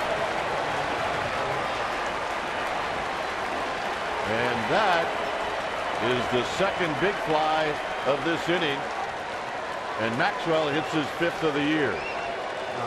Tried to throw a little breaking ball. It looked like there was some big time hang to it. And Maxwell said, "Thank you very much." We were watching his batting practice today, and he was putting on a show, hitting him well up in the second deck. And he just got a wheelhouse there. Hudson with a swing and a miss. 5 runs here in the 6th inning.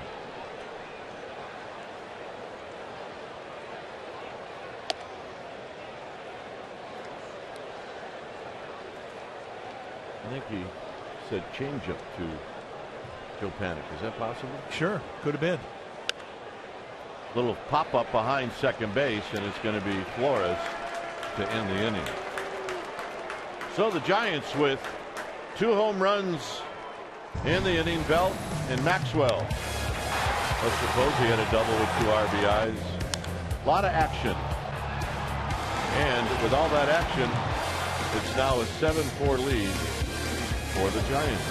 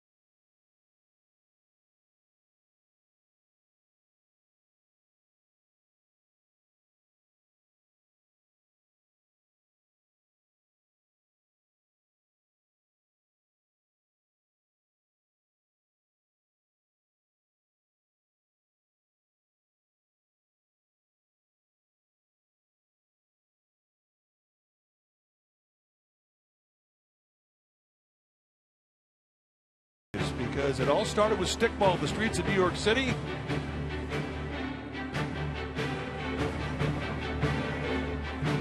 Broke in with the New York Giants in 1951.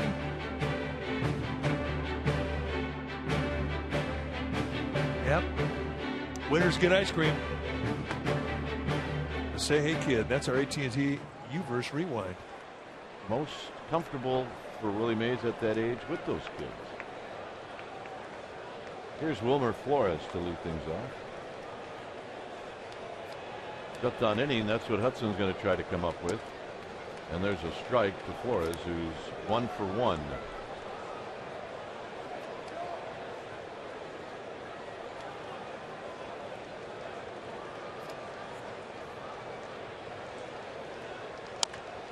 Foul down the third base line.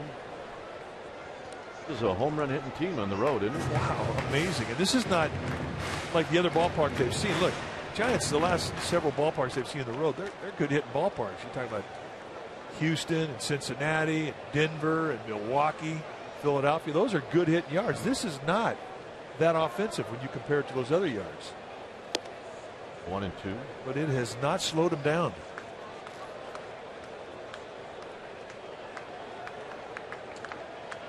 Well, road cities coming up for the Giants: Seattle, LA, Miami.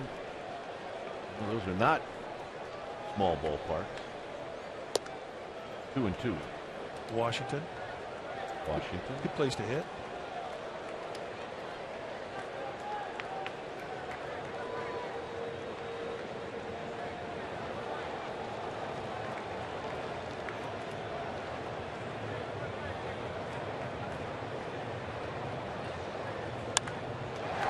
Ball into the gap. So a leadoff double for Flores, and Bruce Bochy's coming out. He is not going to waste any time. Well, he was not going to allow Tim Hudson to get back in the stretch. And it's likely Hudson knew that, don't you think? He absolutely knew it. He was told before he went out.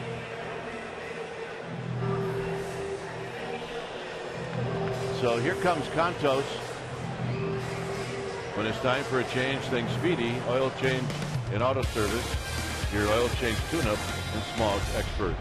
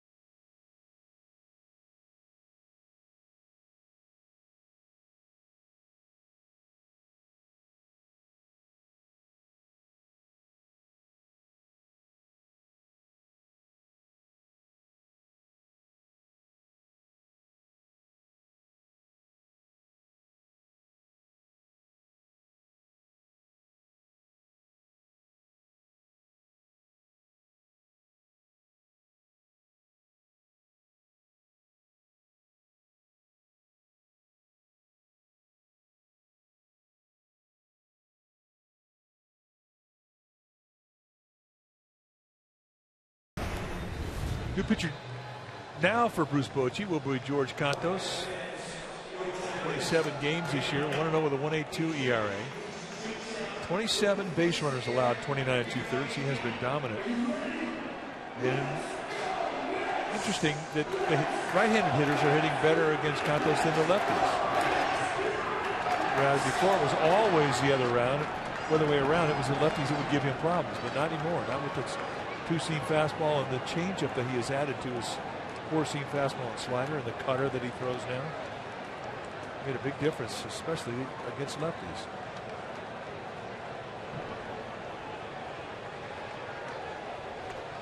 So here's Darno, who's one checked at 0 for 2.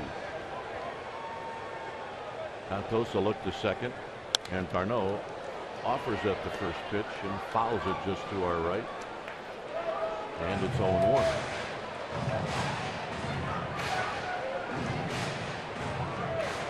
So Flores leads off the inning with a double. Hudson departs. Cantos in. Giants are leading 7-4.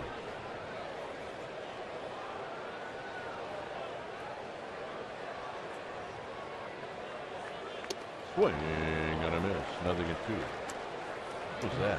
Well, that's a cut fastball, and that's a pitch that he's added this year.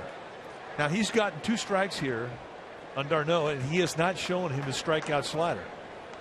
And that was always his go-to pitch when he first got the big leagues. In fact, there were times when he didn't trust the fastball, and he would only throw that slider, one after another. And the more you throw a slider, the more diluted it gets. Out of play. Cantos has got weapons now, and it has absolutely given him a confidence that he's never had before at this level.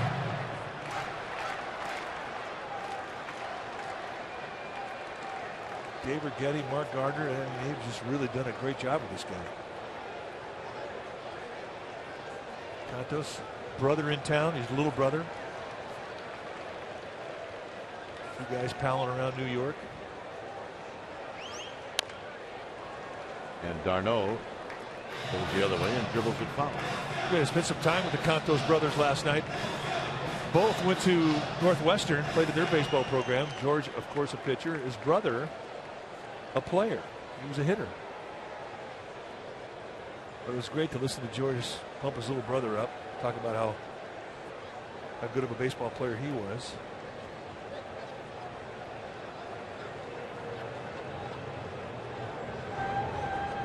And another 0-2 pitch. Here it comes. Got him. From a hanger.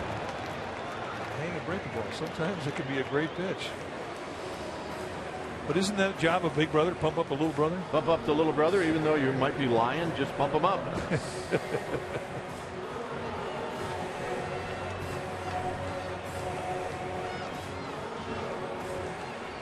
The little brothers will believe just about anything. As they should. Here's Lagares, who's 1 for 2.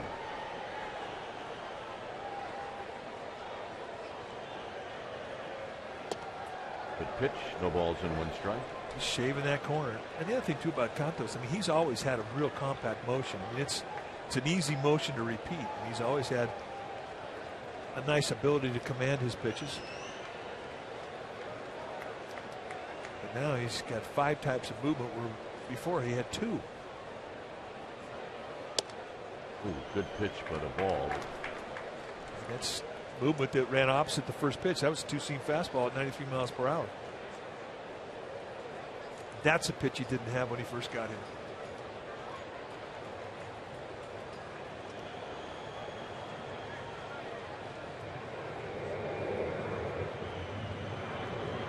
One pitch. Here it is. Swing and a miss. 1-2. So movement away, movement in, movement away, back and forth, movement away outside, movement in and inside. The line for Tim Hudson, he is responsible for the runner at second. 8 hits allowed, 4 runs to this point. Just 1 strikeout night. A lot of ground balls, however.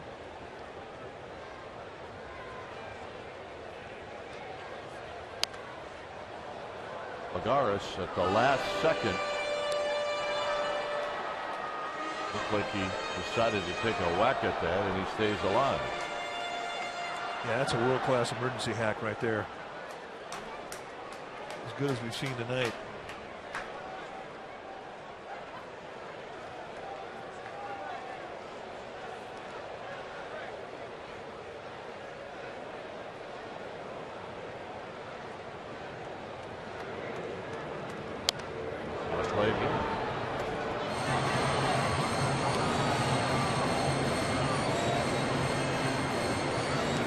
On deck is Eric Campbell.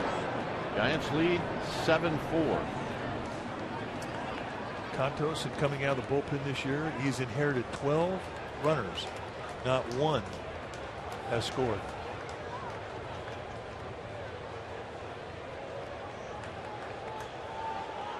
One ball and 2 strikes.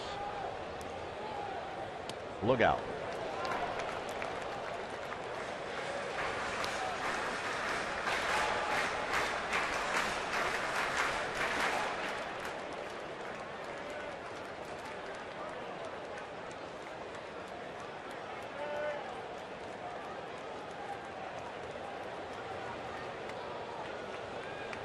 Two balls, 2 strikes.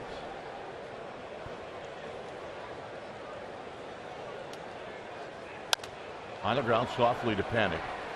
Panic will charge and throw. Juan Lagares is retired. Flores moves to third, and here's Campbell. So Campbell's going to hit. This is not a case where you don't worry so much about Campbell because you have the pitcher coming up. Well, the pitcher's not coming up. He is not. Matt Harvey is done for the night. By the way, the 3 home runs given up by Harvey tonight, he's never done that before.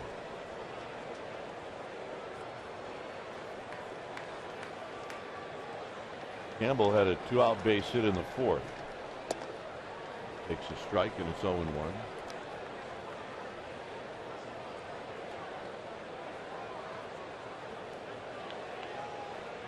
Castigliani is on deck.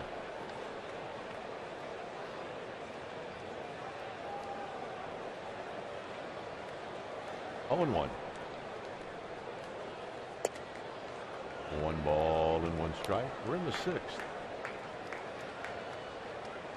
This is the night after a Giants no-hitter. How about that? Oh, the guys that hit home runs tonight.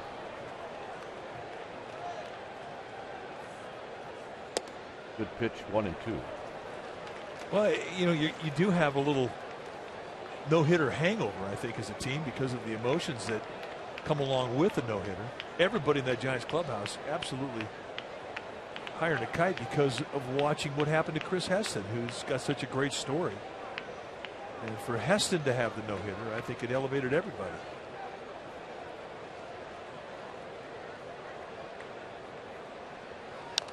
That foul by Campbell.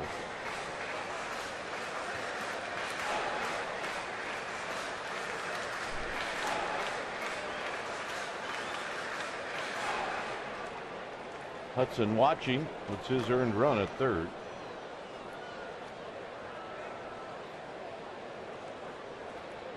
He gave up the opening double to Wilmer Flores here in the 6th.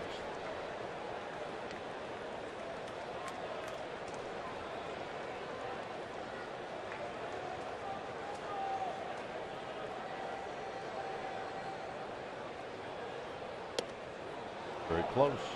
2 and 2.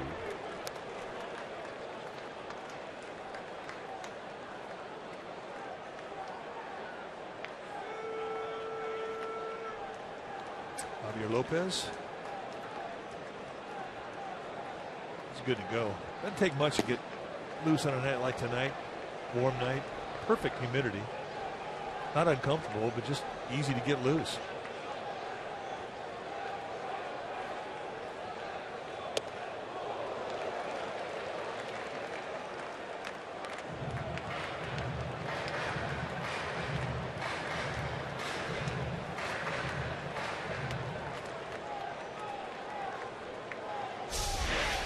Watch Contos with his leg. Is that a balk?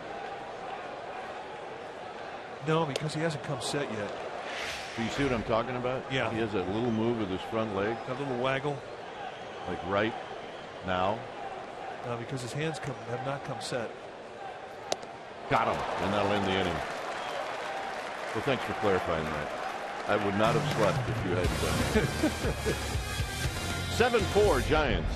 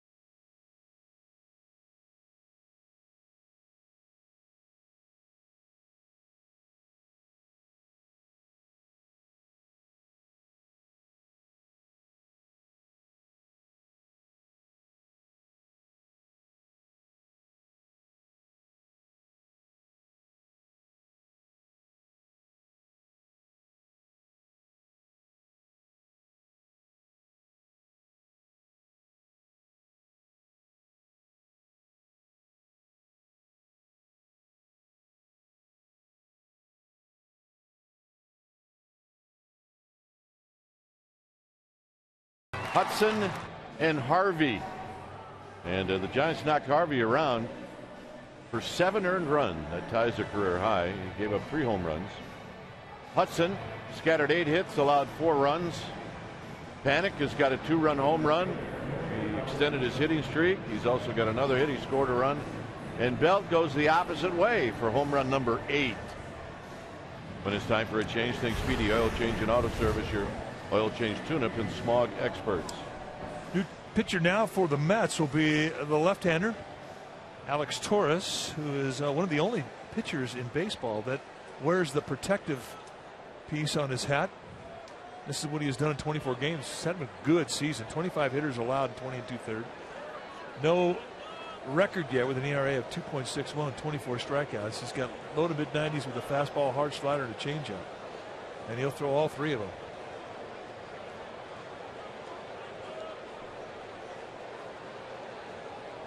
So here's Nori Aoki, who's 2 for 3.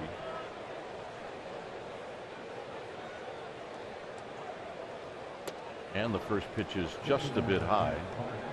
This is the second attempt by Major League Baseball to come up with a protective hat that protects a pitcher from line drives back up the middle. That, Mike, looks like it fits over a normal baseball cap. That's exactly what it does. Here's a strike. The first one was actually a hat that was over that protective piece, and it really was not a good look. It kind of looked like one of the Mario brothers.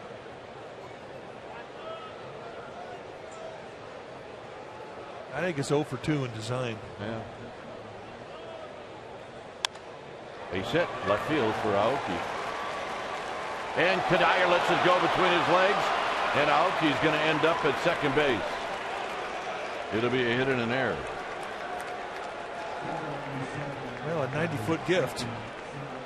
And that's rare for Kadire. He's very sure-handed. But a nice opposite field hitting, as we've seen Aoki do all year against left-handed pitching. And there's the one right between the wickets. If Lagares doesn't pick that up, Aoki ends up at third.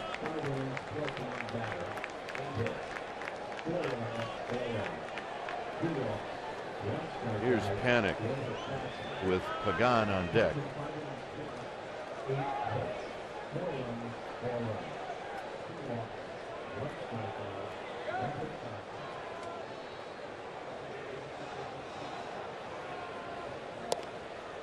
Low to Panic.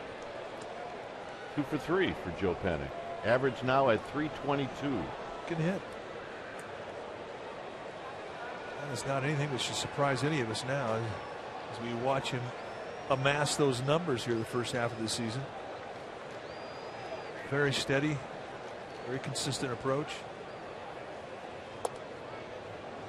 Part of the all Giants infield.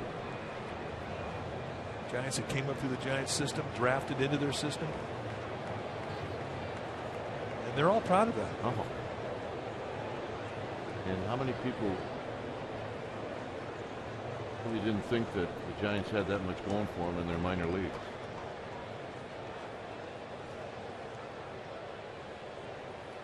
Panic out of play. It's 1-2. Rare to see any emotion for Panic at all on the field, especially in the batter's box, and he showed some there in that 1-1 swing going out of the strike zone, that fastball up and in. And I think that angers him when he does chase, especially up.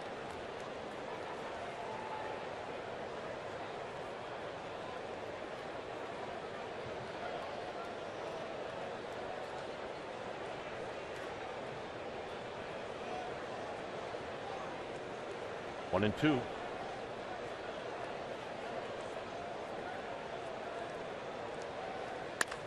Down the left field line, it's going to slice foul.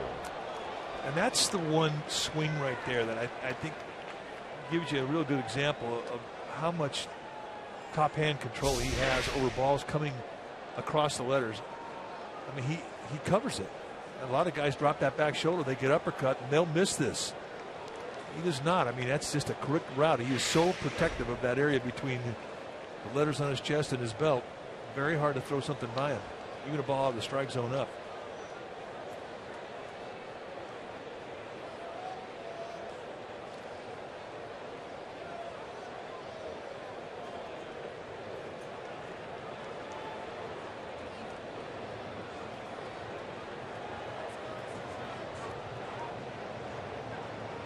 So it's 1-2.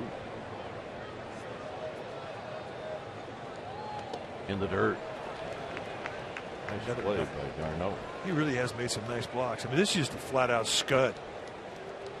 When breaking balls that bounce that far in front of home plate, they have no idea where they're going. Tough to block. You're going to wear one. This thing gets him in the right shoulder. A little flap that protects his shoulder. I mean, it helped him a little bit, but he still felt that Nice play.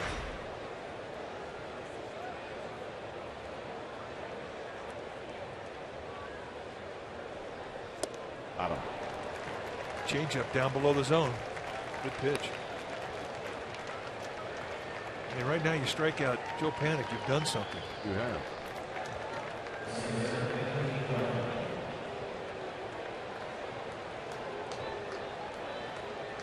Well, log on to csnbayarea.com as insider.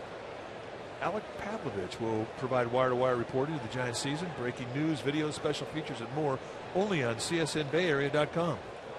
Here's Pagan. Pagan 0 for 2. He drew a walk in the 6th and scored.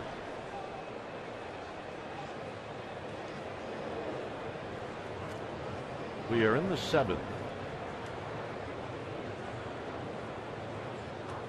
And Pagan takes high. The 7-day concussion DL for Blanco, what that does is it puts a little bit more, not so much pressure, but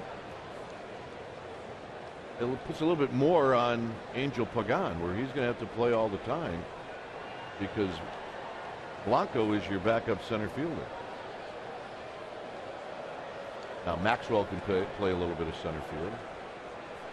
And we've seen Aoki do it. Can play a little bit of center field.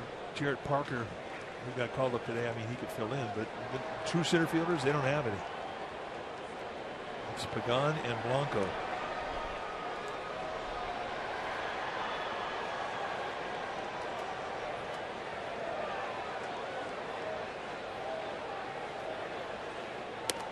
Not close, 2-0.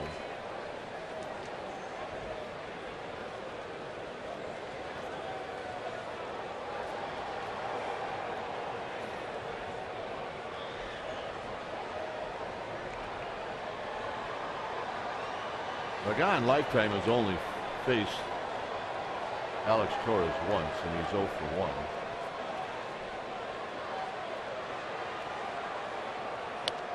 Boy, he hasn't been close at all to Pagan. He's missing the same spot too. He's up. Guys don't worry about missing down, but when they start missing consistently up, they got a big league panic going on between their ears.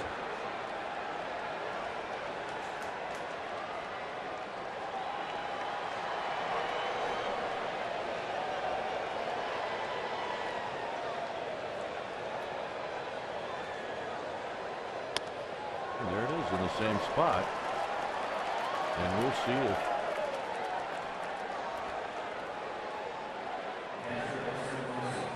well, Dan Wortham, the pitching coach, is going to come out and try and calm things down here, and about the only suggestion he could tell Torres is you're flying your front shoulder, you've got to keep that thing tucked. And there's a couple of tricks that you can do. One, as you start your motion towards home, roll your glove hand. If you're a left-handed pitcher, roll your glove hand so that when you take your stride, the back of your glove is facing the first base sack, and that'll keep your shoulder tucked in a little bit longer.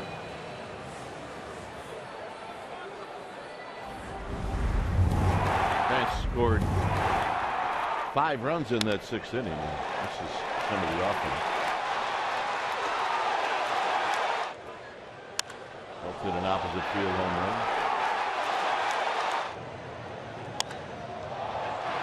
And then a change up, and Justin Maxwell jumped all over that speed, that location. BP. That's exactly what he did today in BP. Affeld is in the Giants bullpen. So here's Buster Posey.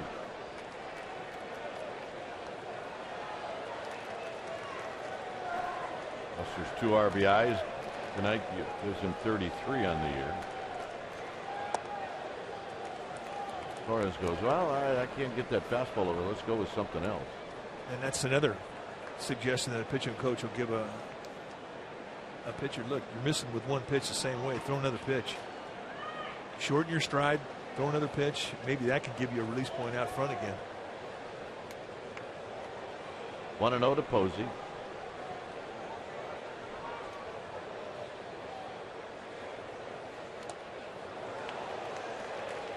Buster was trying to hit one out. 1 ball and 1 strike.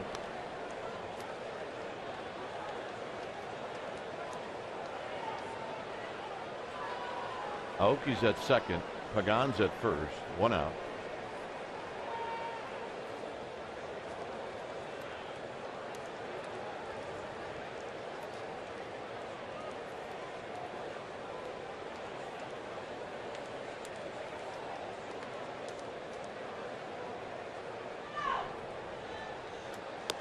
Very high, 2-1.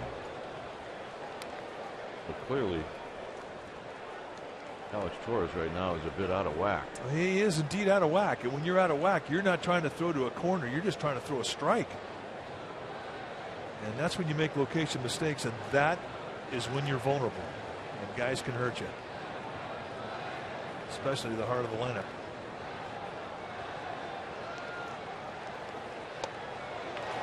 2-2. It comes back with a good changeup. Posey not looking changeup. He was looking for something hard, and he was way out front.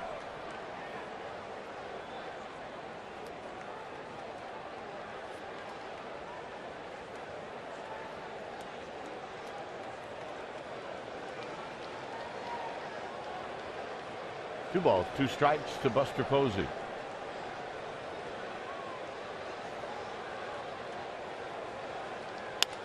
Full foul.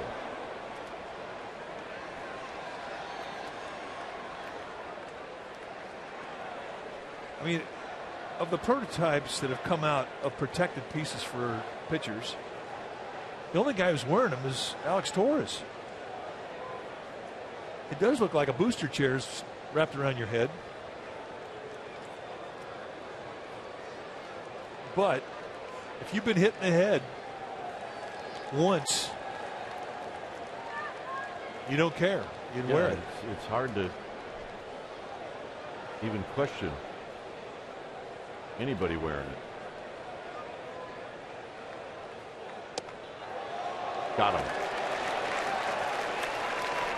So all that wildness with the fastball, and he gets Buster Posey out with other stuff.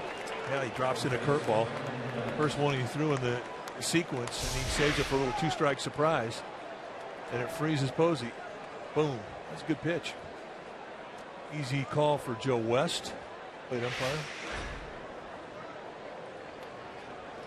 Belt, 2 for 3, opposite field home run on the 6th.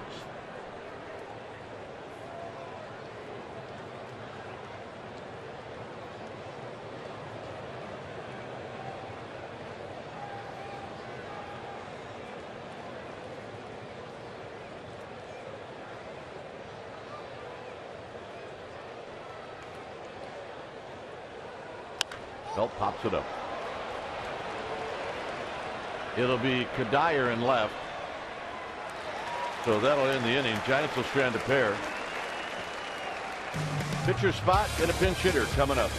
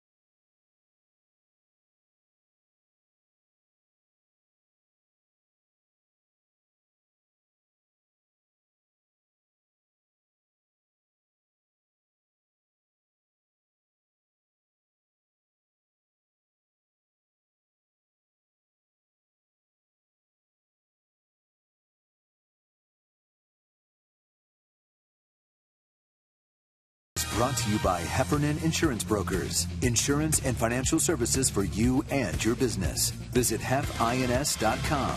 And by Xfinity, home of the most live sports. Giants 7, Mets 4 in the 7th. Conto stays out.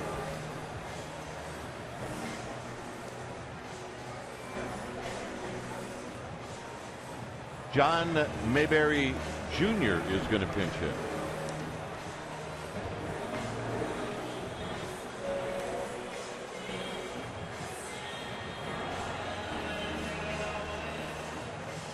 So Terry Collins, the skipper of the Mets, using one of his moves off the bench. He's only got 4. Mets have 13 pitchers right now. Giants have 12, which gives Bruce Bochy an extra move on the bench with a 5th player. However, Hunter Pence not going to be used, so essentially they have the same amount of moves, 4 active players. So here's Mayberry hitting at 190. Got a couple of home runs, 7 driven in. Giants always had a hard time with Mayberry when he was with the Phillies. Long, tall, rangy hitter, and he takes a strike at 92.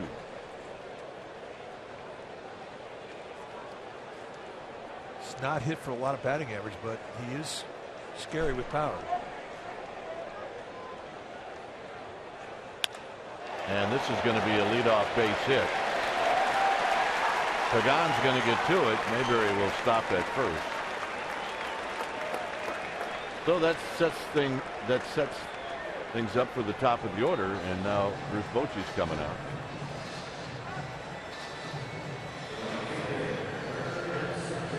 When it's time for a change, think Speedy Oil Change and Auto Service. Your oil change tune-up and smog experts. We'll be back.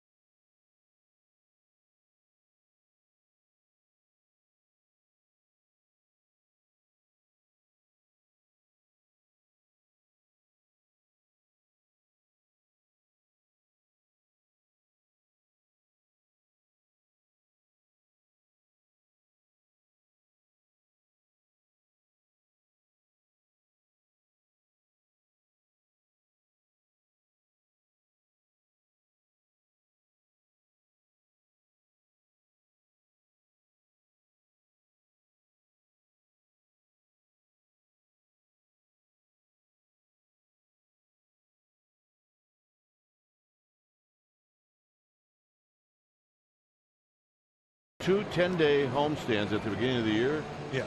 Kind of catches up to you later on. Now, new pitcher now for the Giants, Jeremy Affeldt, coming into his 26th game, has been whittling his ERA down with good pitching. There was a time when it was up close to 7. 7 strikeouts, 24 hits, 17 in the 3rd innings pitched.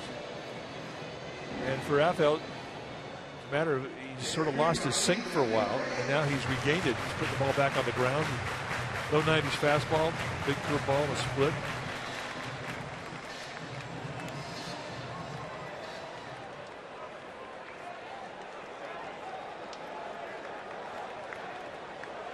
So here's Granderson.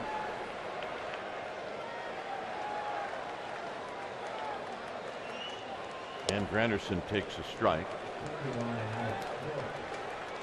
Anderson's got a little bit of ownage on Affel, 3 for 6 with a double and a home run.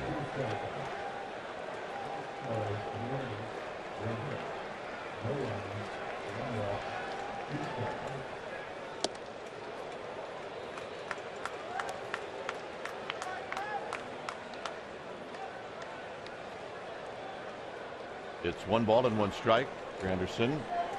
2 for 2. He's been on base 3 times.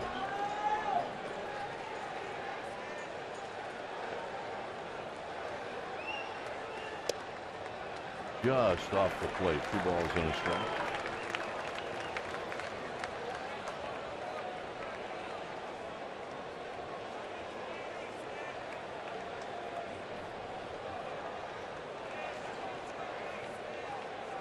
On deck is Ruben Tejada. Overshift is on, and that's a strike, so it's 2-2.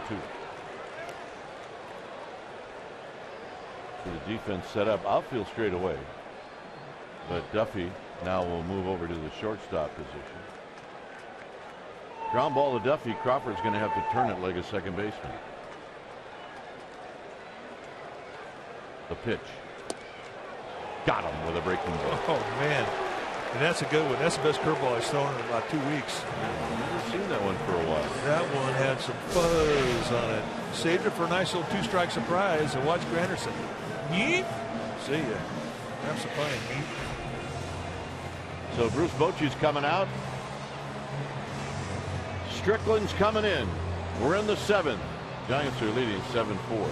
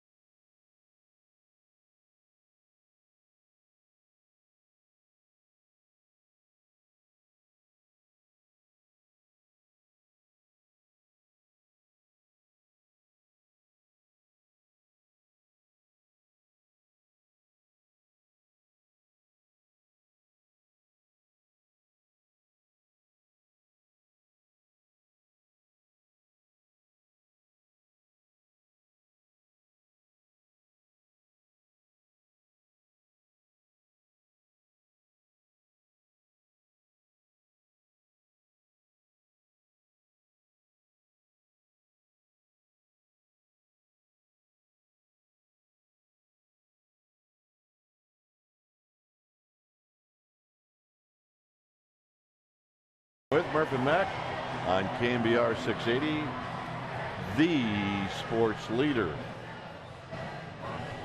7-4 Giants. And Bruce Bochy now with his 3rd reliever of the night. And who's this? Well, Hunter Strickland will be the new reliever of the night. And let's take a look at his numbers. For Hunter Strickland, this will be the 8th time that he's come in. He's been fantastic. 5 base runners allowed, 4 by hits, 1 by walk, 11 strikeouts. And nobody's really hit this guy. Low, you'll see mid to high 90s with the velocity in the fastball. 2 types of fastball movement. He'll cut it, a hard slider, and he does have a changeup. Although we haven't seen him throw a lot of them, it's in there. So Strickland to face Ruben Tejada. See the split finger that he'll set his grip to before every pitch, whether he's going to throw that split or not.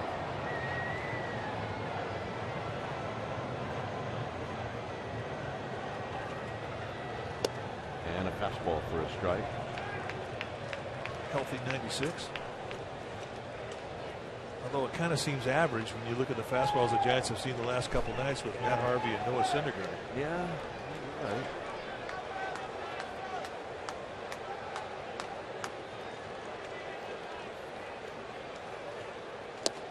Hardy, 0-2. 97 mile an hour, but a little cut to it. A little bit running away ever so slightly. I think what it is, Mike, is at some point Bruce Bochy's got to say, well, we got somebody like that too. He's just a reliever.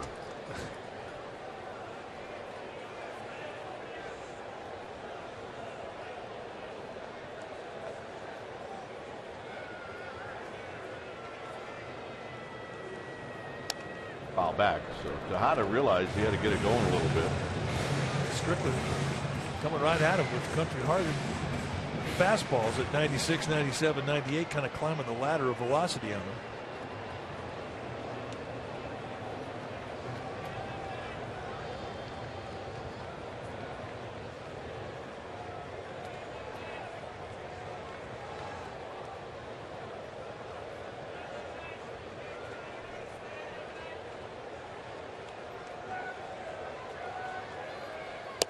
Got him. Oh, that is just filthy dirty. 98 mile an hour cutter, and I mean, you could not run up there and put it in a better location than that.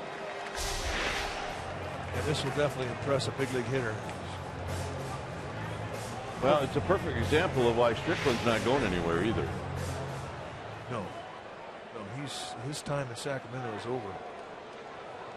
He's a big league pitcher. When they sit him down, they asked him to do some things, and he did them. And they're part of his act now.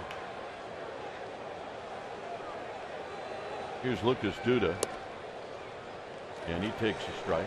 And that's two-seam movement. You see that movement going away from Duda, and that's at 96 miles per hour. Two-seam movement at 96. I mean, that still stands out.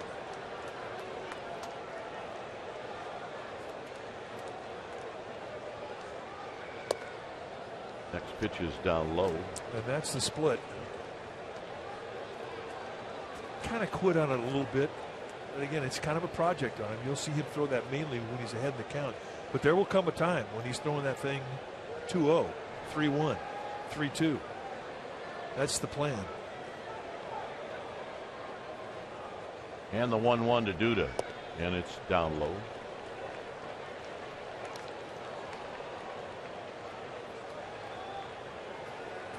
Hudson, Contos, Affelt, Strickland.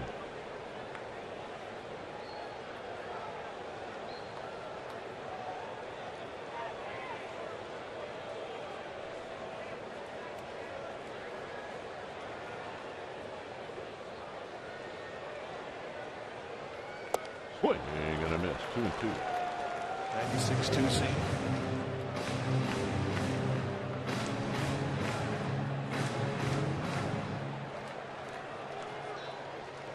Still has not shown him the fastball that's got cut movement that runs in on him.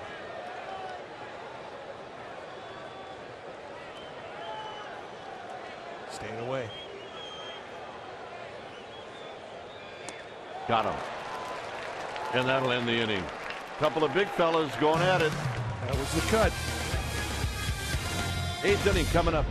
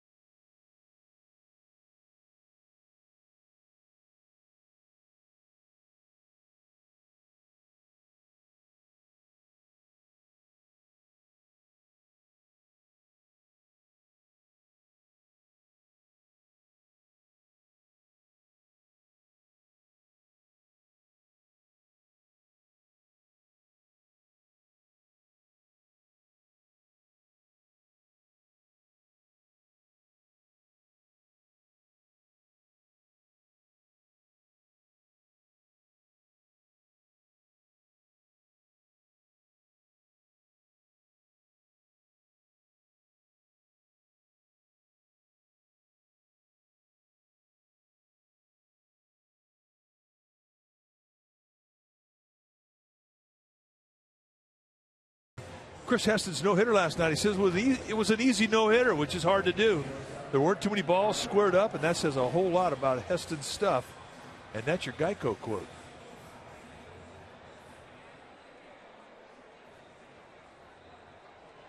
And as we mentioned earlier, probably the most difficult play of the entire night was the one that Crawford made in the 8th inning.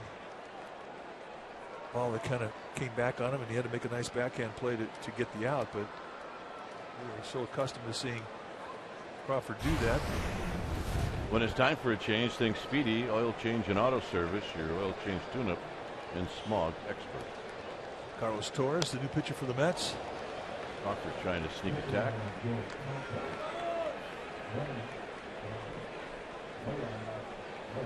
Torres, you're going to see a low to mid-90s fastball, hard slider, and a changeup.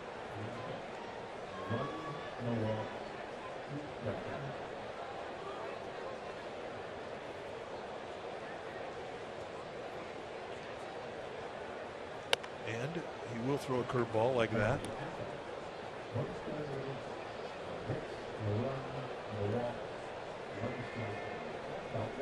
Crawford 1 for 2. Doubled, tried to stretch it to a triple, and got thrown out. Now it's 1 and 2. Carlos Torres, a graduate of Aptos High School in 2000.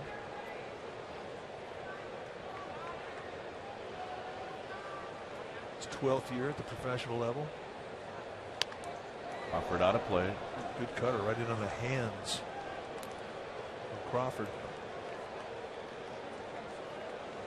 Torres is one of those guys that can do a lot of things for you out of the bullpen. He can come in long. He can spot start. He can situational pitch for you. Got a good arm. Pitcher every day. 1-2 pitch is way outside.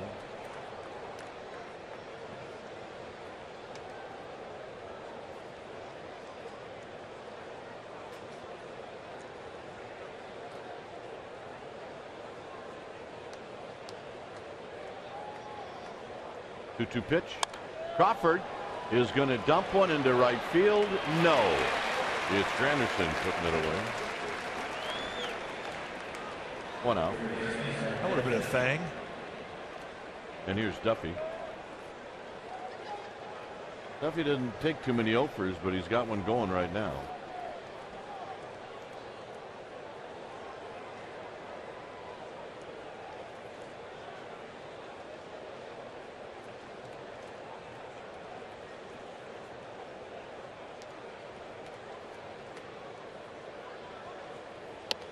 And the pitch is high. It's 1 ball and no strikes.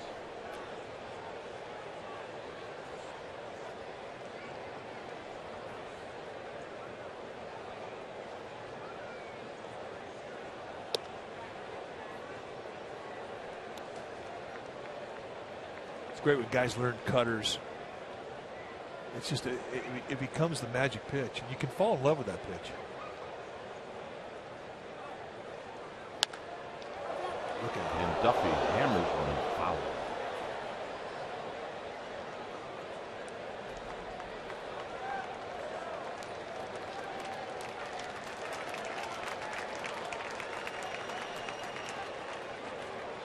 Everybody's okay. He brought his glove. It's tough when they ask you to protect the whole section, though. One guy taking on the whole section? Yeah, it's the job. He's the protector. Duffy's got a base hit as he strokes one into right field, and it's kicked around, and Duffy is going to make it. It's just great anticipation. Well, what does Bruce Bochy say? He's our best base runner? Well, I mean, he does a lot of little things like this. I mean, a good hard turn around first base. Anderson's got a little bobble right there, but if you're not in position to take advantage of it as a runner, you're not going to take advantage of it. And let's watch his path as he's coming around. Good hard turn, anticipate, gone. Zero hesitation. The minute he identifies it, it's an easy take a second. That's just good base running. Good tip for you kids watching. So here's Maxwell, who takes outside for a ball, 1-0. Maxwell homered in the 6th inning.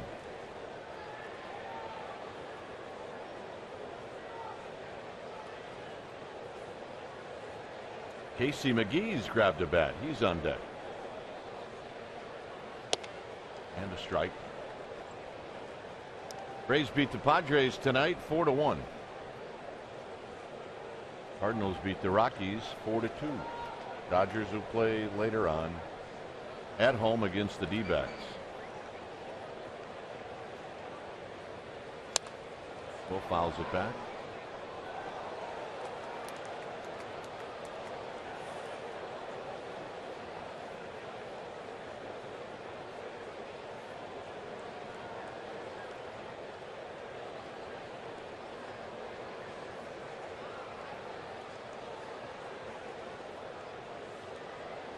Carlos Torres. Maxwell fouls that fastball at 94 out of play. It's 1-2. If you just joined us, the Giants have 3 home runs in this game. Panic hit a 2-run home run in the first. Belt a 2-run home run in the 6th, and then Maxwell in the same inning a solo shot.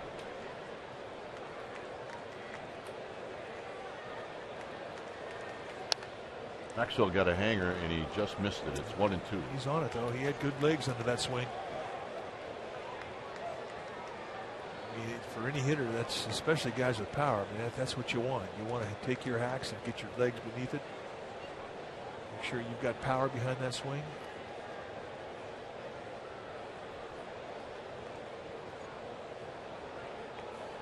See, I think that, I don't know how that was not a balk. It just sort of evolved into acceptability. I just don't think it should be. Yeah, not after this year. 1-2.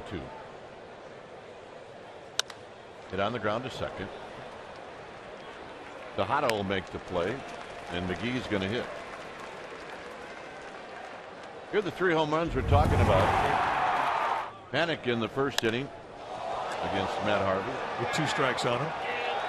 And then Belt in the 6th. Oh, with 2 strikes on him. Off of Harvey. And then Maxwell got a changeup. Oh. Just a humble exit out of the batter's box. Missed that from going into the second deck.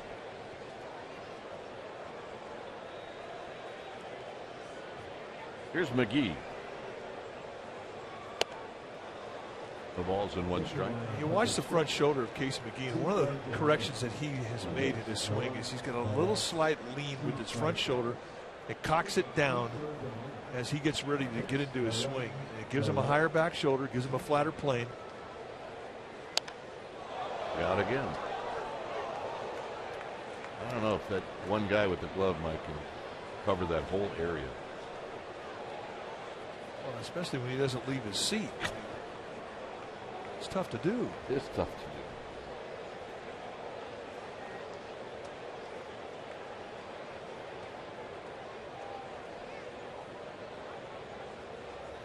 Outside, 1-2.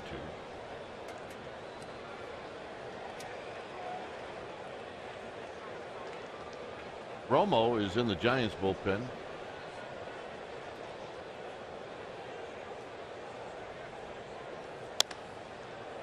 Billy Hayes says, I don't think so.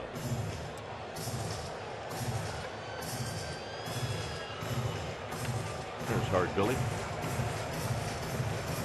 First round pick for the Cubs back in the late 70s. Out of Nebraska. Sweet hands, Billy Hayes.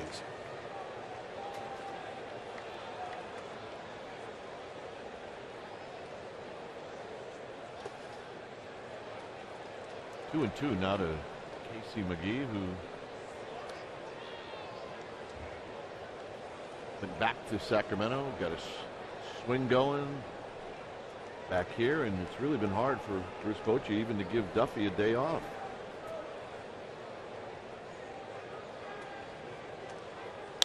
McGee right back to Torres, and that will end the inning. No runs, a hit, 1 left. Romo coming in. It's 7-4 Giants.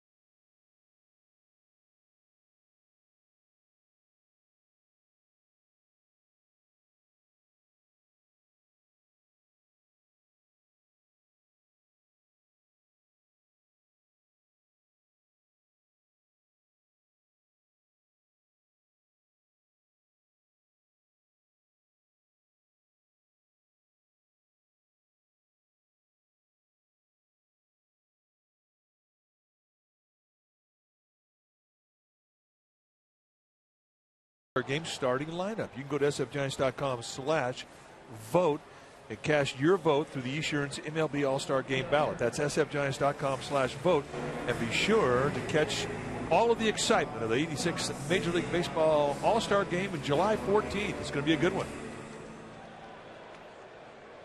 So 7-4 is the score, and here's Romo. Take a look at Sergio Romo's numbers. 28th time he's come in. No wins yet against a couple losses. 3.93 ERA. But 21 base runners and 18 1/3. That's outstanding. So Romo facing Kadire, and Kadire takes a strike.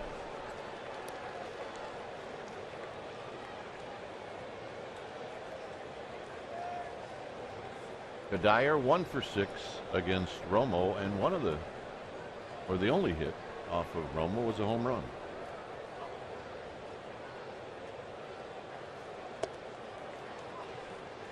A ball and a strike.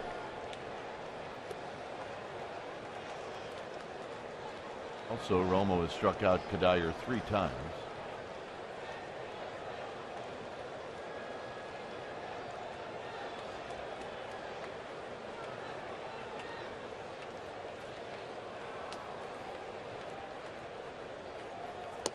Outside corner, 1-2. He's just shaving the outside corner with that little two-seam movement coming back to the plate. Dyer may still be looking for that slider. I think he is.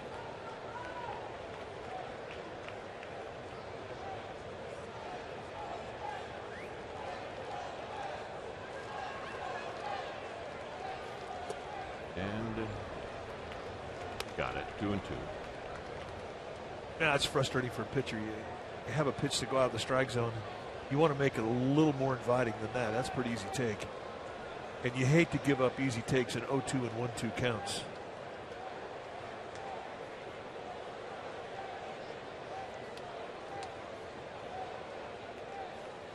Got him. That is what he was trying to do. And for the Giants, that's 4 strikeouts in a row from 3 different pitchers. And here's Flores. Watch the knee as he lands. It's always been, at times, hyperextended the knee. Gets a little hitch in his get along. He's always done that. It always scares you a little bit.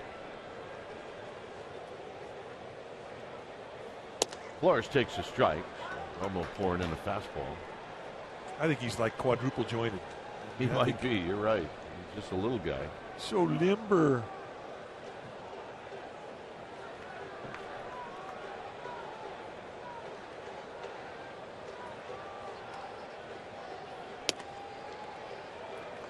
And another fastball. Now they keep up in that batter's box looking for that no-dot slider, his signature breaking ball, and he just carving him up on the outside corner with fastballs.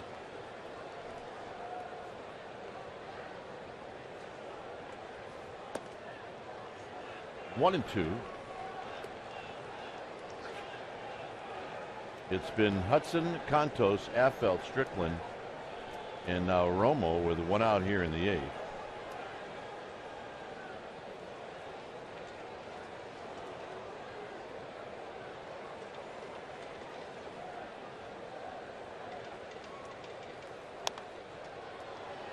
Huge foul right off the end of the bat.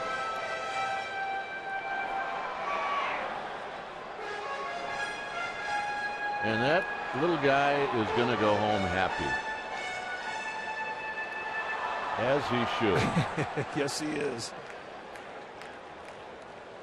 I mean, he had to work going up and down those steps.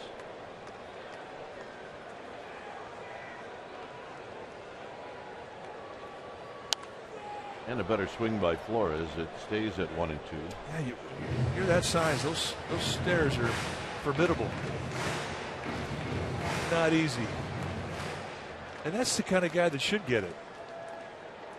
Look at that hat. It fits him perfectly. Sharing? For now.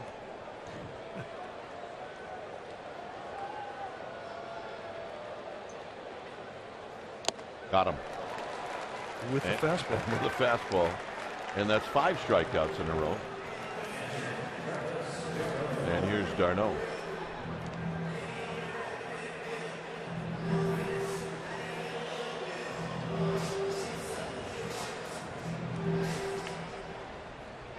Yep, that's a fan for life right there. Of course, he looks like he's coming from a pretty good baseball family. Maybe his cousins, could be his uncles, could be somebody they've never met before until tonight. He's in good hands. d'Arnaud takes a strike on the outside corner. He's 0 for 3 in his comeback. The DL.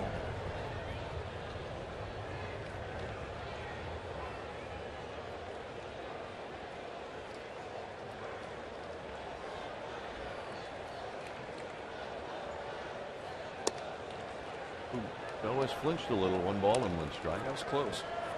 Tell you what, you throw that one right there again, you might get it. That's how close it was.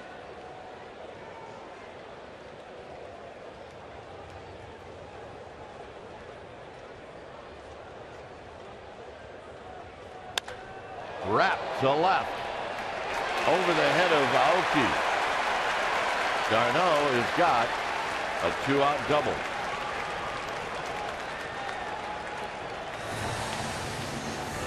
Now that ended the consecutive streak of 5 strikeouts by Giants relief pitching. So with a 2-out double here, very quickly Buster Posey going to come out and talk about what signs are we using with a runner at second.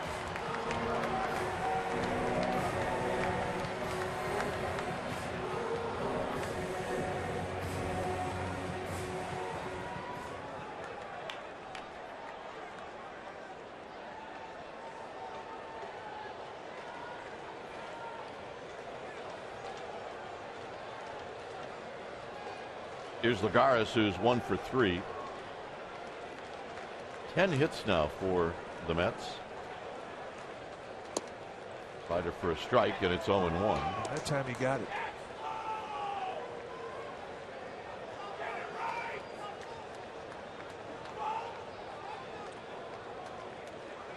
Lagares got to top the plate a little bit more than he has earlier in the game. Looking for that slider away.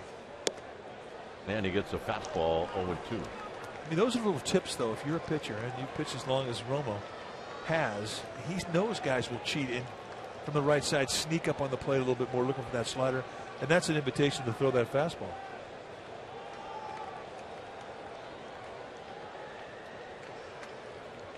Way outside.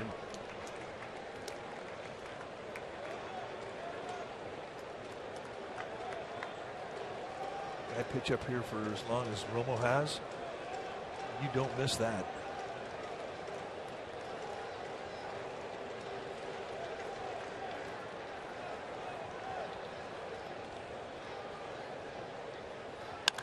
Hit into the gap, but this is going to knock in a run. d'Arnaud's going to score. Lagares is going for 3. He will make it. And it's now 7-5. It'll be a triple. Now a 2-strike, 2-out base hit, RBI. Nice at bat from Lagares. So rare to see Romo beat on a fastball that he misses so badly with the intended target. They set the target away. It comes back across the plate, middle in. And Lagares made a pay. Watch the mistake.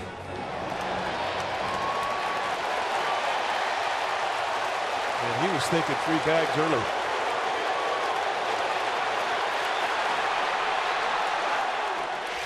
So here's Campbell. Campbell is 1 for 3.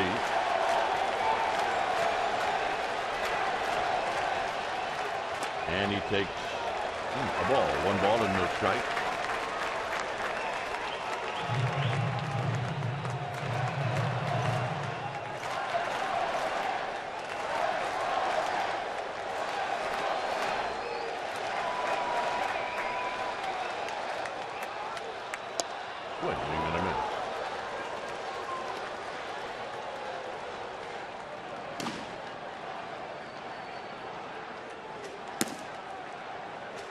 Lopez and Casilla.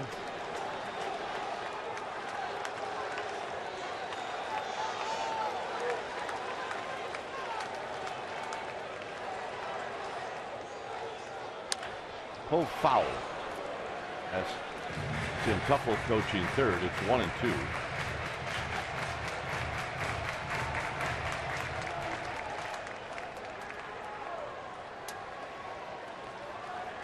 So this will be pitch number 22 in the inning for Romo. He got 2 strikeouts, and then Darno with a double and Lagares with a triple.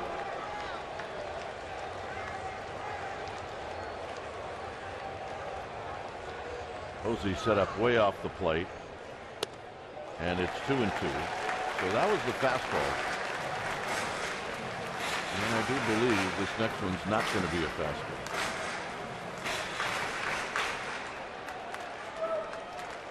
Next pitch, number 23.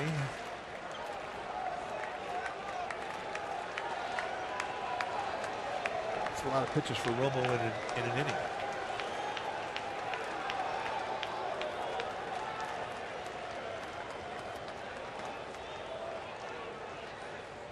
Got him.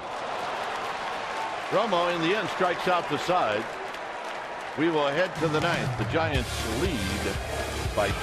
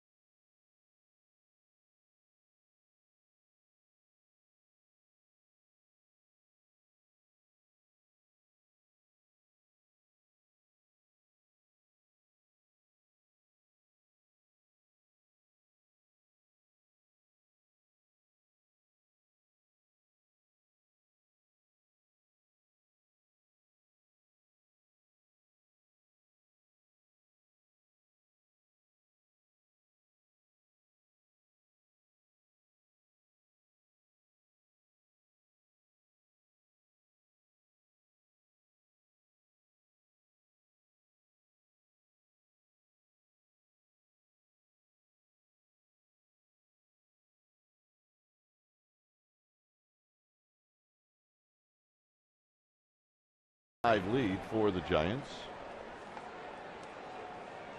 When it's time for a change, think Speedy Oil Change and Auto Service. Your oil change tune-up and smog experts. The pitcher now for the Mets will be Jack Leathersich. Take a look at his numbers. 1.04 ERA, 10 strikeouts at 8 2/3. And he is a strikeout guy. You're going to see a low to mid 90s velocity-wise with the fastball. Big curveball and a slider, but good. Very hard breaking stuff. Here's Aoki, who's got his average up to 330.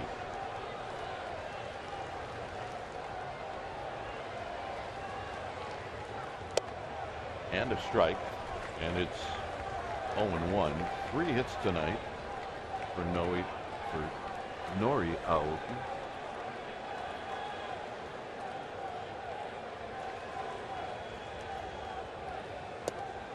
Look out. Stumbled there from Leathersich. Leathersich, a Mets product. He was a 5th round pick for him in 2011. You look at his numbers, 4 years of minor league baseball. He pitched 197 innings. He had 334 strikeouts. That's a lot. Oakie's got another hit. That's 4 in this game, and lefties do not seem to be a problem. He just is not impressed. So here's Panic. A guy he knows nothing about, seeing him for the first time. He halves the plate, looks one side, gets a speed, and this is the result. I asked him, what do you look for? Do you look for pitch? Do you look for location? Do you look for speed? He goes, yeah, I do. Looks for all of them. Panic with a bunt, and it's a good one. And everybody's going to be safe, and Aoki is going to just get back. So Panic's got a bunt single, his 3rd hit. And the Giants now are trying to add on here in the 9th inning. Well, you could put down a better bunt. I think he did that on his own.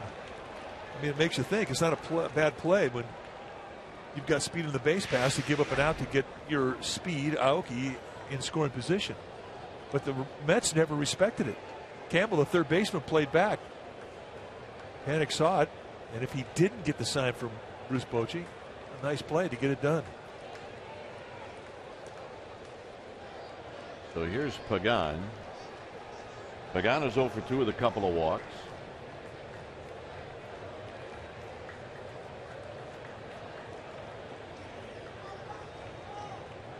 Buster Posey on deck.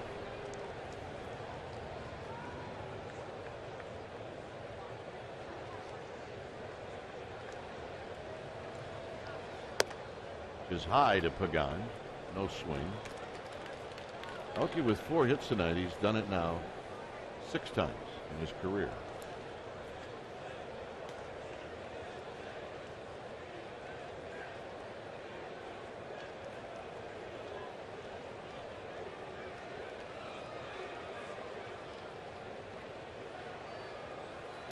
Foul back. Pagan had a good rip. Take a look at where Campbell, the third baseman's playing. It is a bunt situation. Runner at first base. And Panic picks it up and puts down a perfect bunt. There was not a thing Campbell could do. And I find that pre-pitch positioning with the defense a bit odd. And Panic, to his credit, jumps all over it.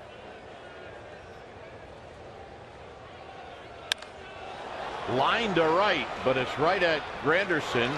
Aoki's going to tag. It'll be a productive out, but Pagan hit it right on the nose. 1 out. And now Buster Posey's got a shot.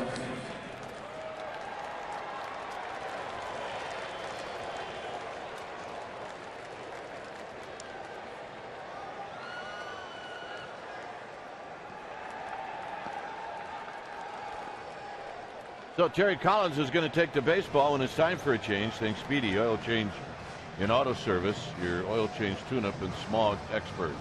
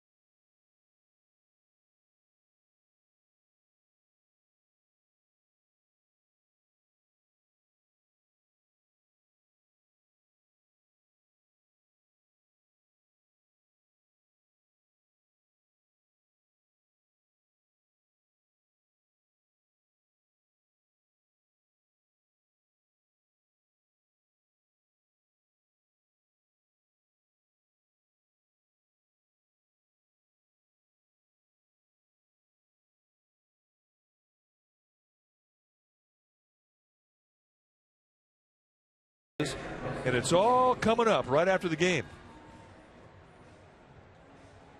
There's a good shot of Citi Field. We're at 7-5. Giants trying to get that run back here in the ninth, and it'll be Buster Posey at the plate. Now he's going to face Hansel Robles now, young right-hander, 24 years of age, 5'11", 185 pounder. And this is what he has done in 16 games. 0-1 with a 4.97 ERA. He's got good stuff. You're going to see mid to high 90s with the fastball. Got a slider and a changeup.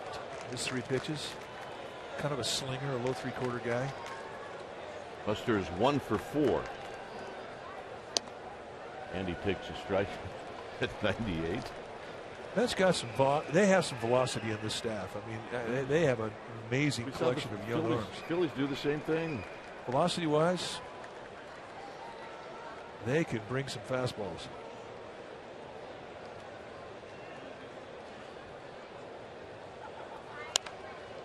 Out of play. That was at 89. It's 0-2. I mean, we've seen breaking balls tonight at 89, 91, and 92 miles per hour. Breaking balls. We've seen changeups 88 to 90 miles per hour. I mean, that's the off-speed stuff. You know.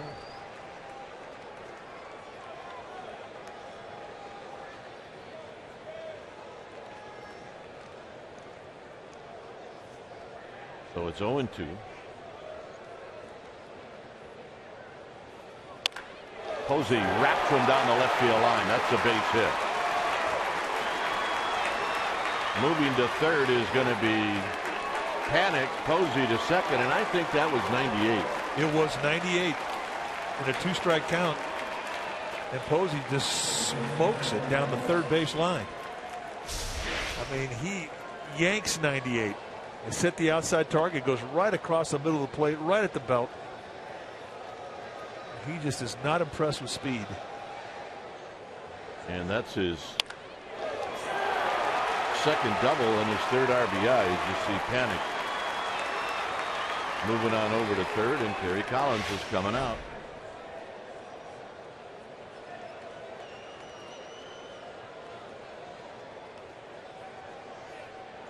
So we're going to get a new pitcher.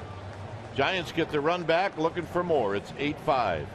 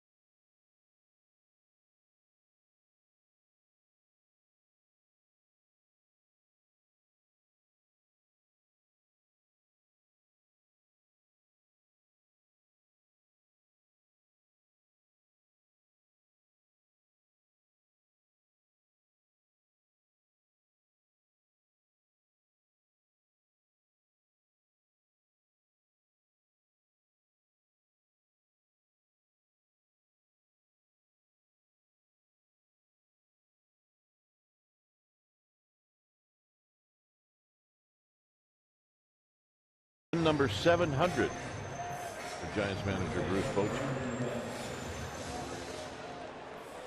Which is kind of like a, oh, by the way, when you just watch a rookie throw a no-hitter. Yeah, but he wouldn't have made a big deal about it anyway. No, he might not even know. So now the infield will be pulled in. It's 8-5 Giants. Pulled in with Belt facing the left-hander. Sean Gilmartin. 23rd time he's come in. 2.29 ERA, 13 strikeouts, 21 base runners allowed, 19 2/3. He's a 4-pitch guy. He's not going to really impress you with velocity as we've seen these other young Mets relievers come in with. but he's not going to really give in to the fastball. He's going to throw curveballs, sliders, changeup, patching.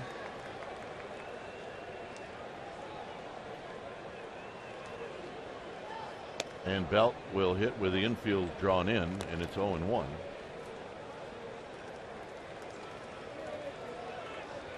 At second is Posey. Panic is at third. Giants now with 14 hits on the night. And that's fouled out of play. Last night they had 13.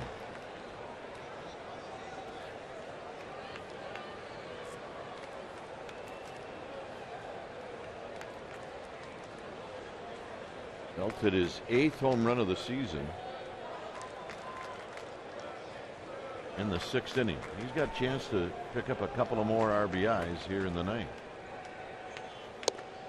Got him. And that's what you don't want to do with guys in scoring position. I'm not sure Belt agrees with Joe West. No, he does not. He thought that pitch was outside. Well, it's not anything we haven't seen tonight. They set the target very wide, 0-2, stretch it. That target is completely off the glove, and then when you don't move the glove, you'll bring an umpire outside with you. And Joe West says, looks pretty good from here. See ya. Crawford's 1 for 3. I guess more than anything, but don't let the umpire get you out. No balls and 1 strike. He was looking breaking ball too.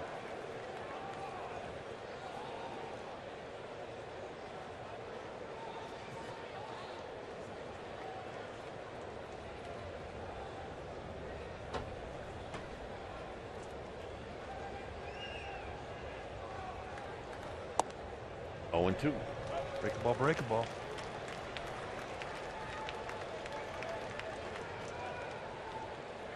So, saw an 0-2 fastball after 2 breaking balls to Belt.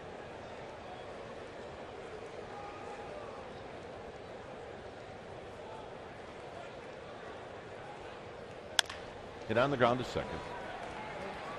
And that'll end the inning. Giants pick up 1 run. And as we head to the bottom of the 9th, it's 8-5.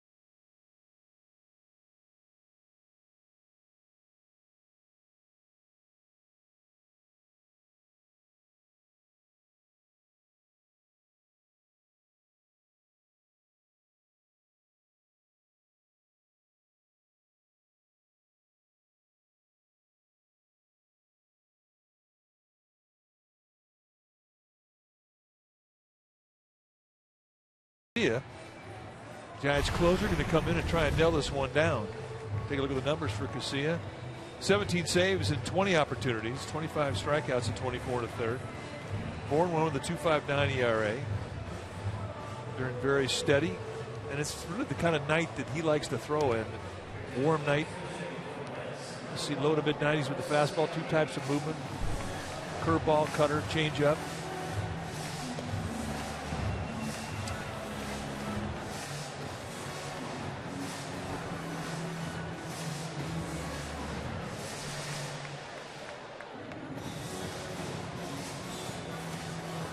So it'll be Casilla here in the ninth.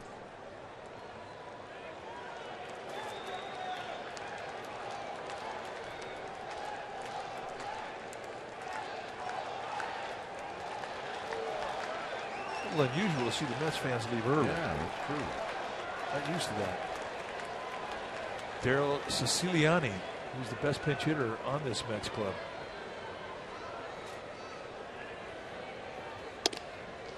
Siciliani did pinch hit in the game last night, and Heston struck him out. I believe he was one of the outs in the ninth.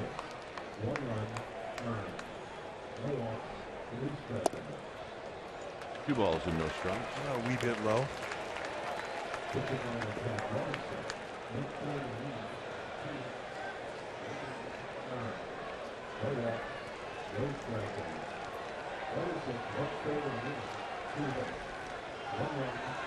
Two balls, no strikes. 3-0.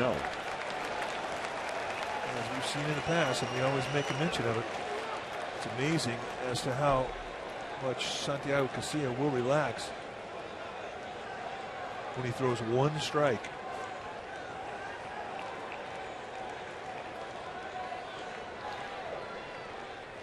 And he does, and it's 3-1.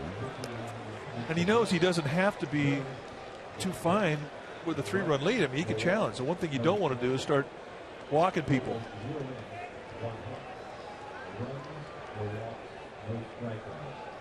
Top of the order, Granderson on deck.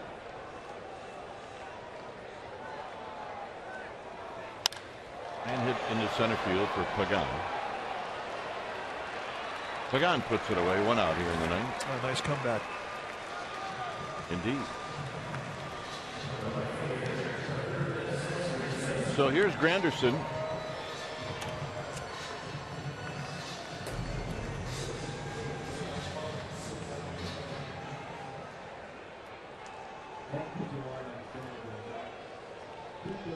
Granderson, 2 hits tonight in 3 at-bats.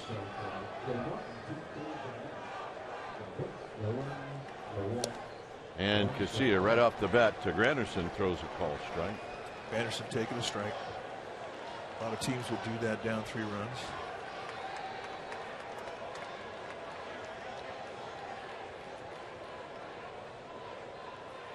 This is tap foul.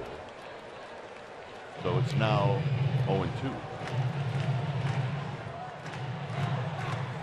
8 runs on 14 hits for the Giants, 5 runs on 11 hits for the Mets.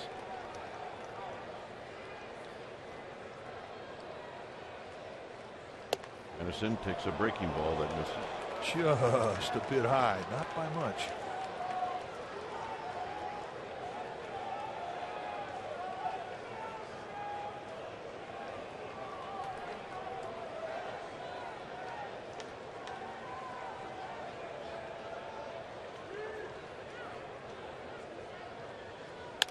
Hit sharply on the ground. Panic's gonna throw him out. How about that from shallow right field on the overshift? It's such a different play, because rare do you see a second baseman drop that far back into right field with somebody who has the speed of a Granderson. And immediately it became a stress play. He had to get set up in a hurry. And in the end, he makes it look easy. But in an odd way, it's almost like you're playing short again. Just because of the length of the throw? Just because of the throw. So here's Tejada.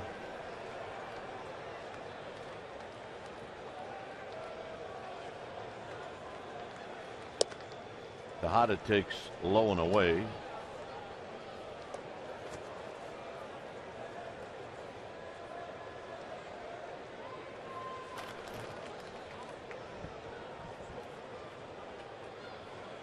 One ball and no strikes. Tejada 0 for 4. And this is sent into the seats. Remember, tomorrow night, Tim Lincecum against Jonathan Neese. Yeah, the final game of the series, the final game of the road trip. And then the Giants hop on a plane and take an all-nighter back to San Francisco. An all-nighter. Good to be going in that direction. 1-2. It's Cutter. There's Tim Lincecum. Pitched the first game of this 6-game road trip.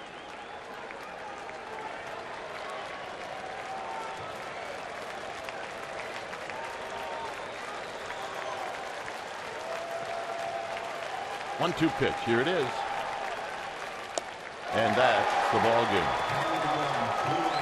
So behind a lot of offense, home runs, and a win for Tim Hudson, the Giants take game 2 of this 3-game series. That's 18 lifetime wins for Tim Hudson against these Mets. And the Giants just jumped off Matt Harvey, the young 26-year-old fireballer, just really had nothing for the Giants. They slapped them around pretty good. The 3 big flies were the difference in this ball game. So Hudson now with a record of 4-5, and the Giants are now 4-1 on this road trip. All right, final score: Giants 8, Mets 5. Stay tuned. Esurance Giants postgame live. That's going to start right now.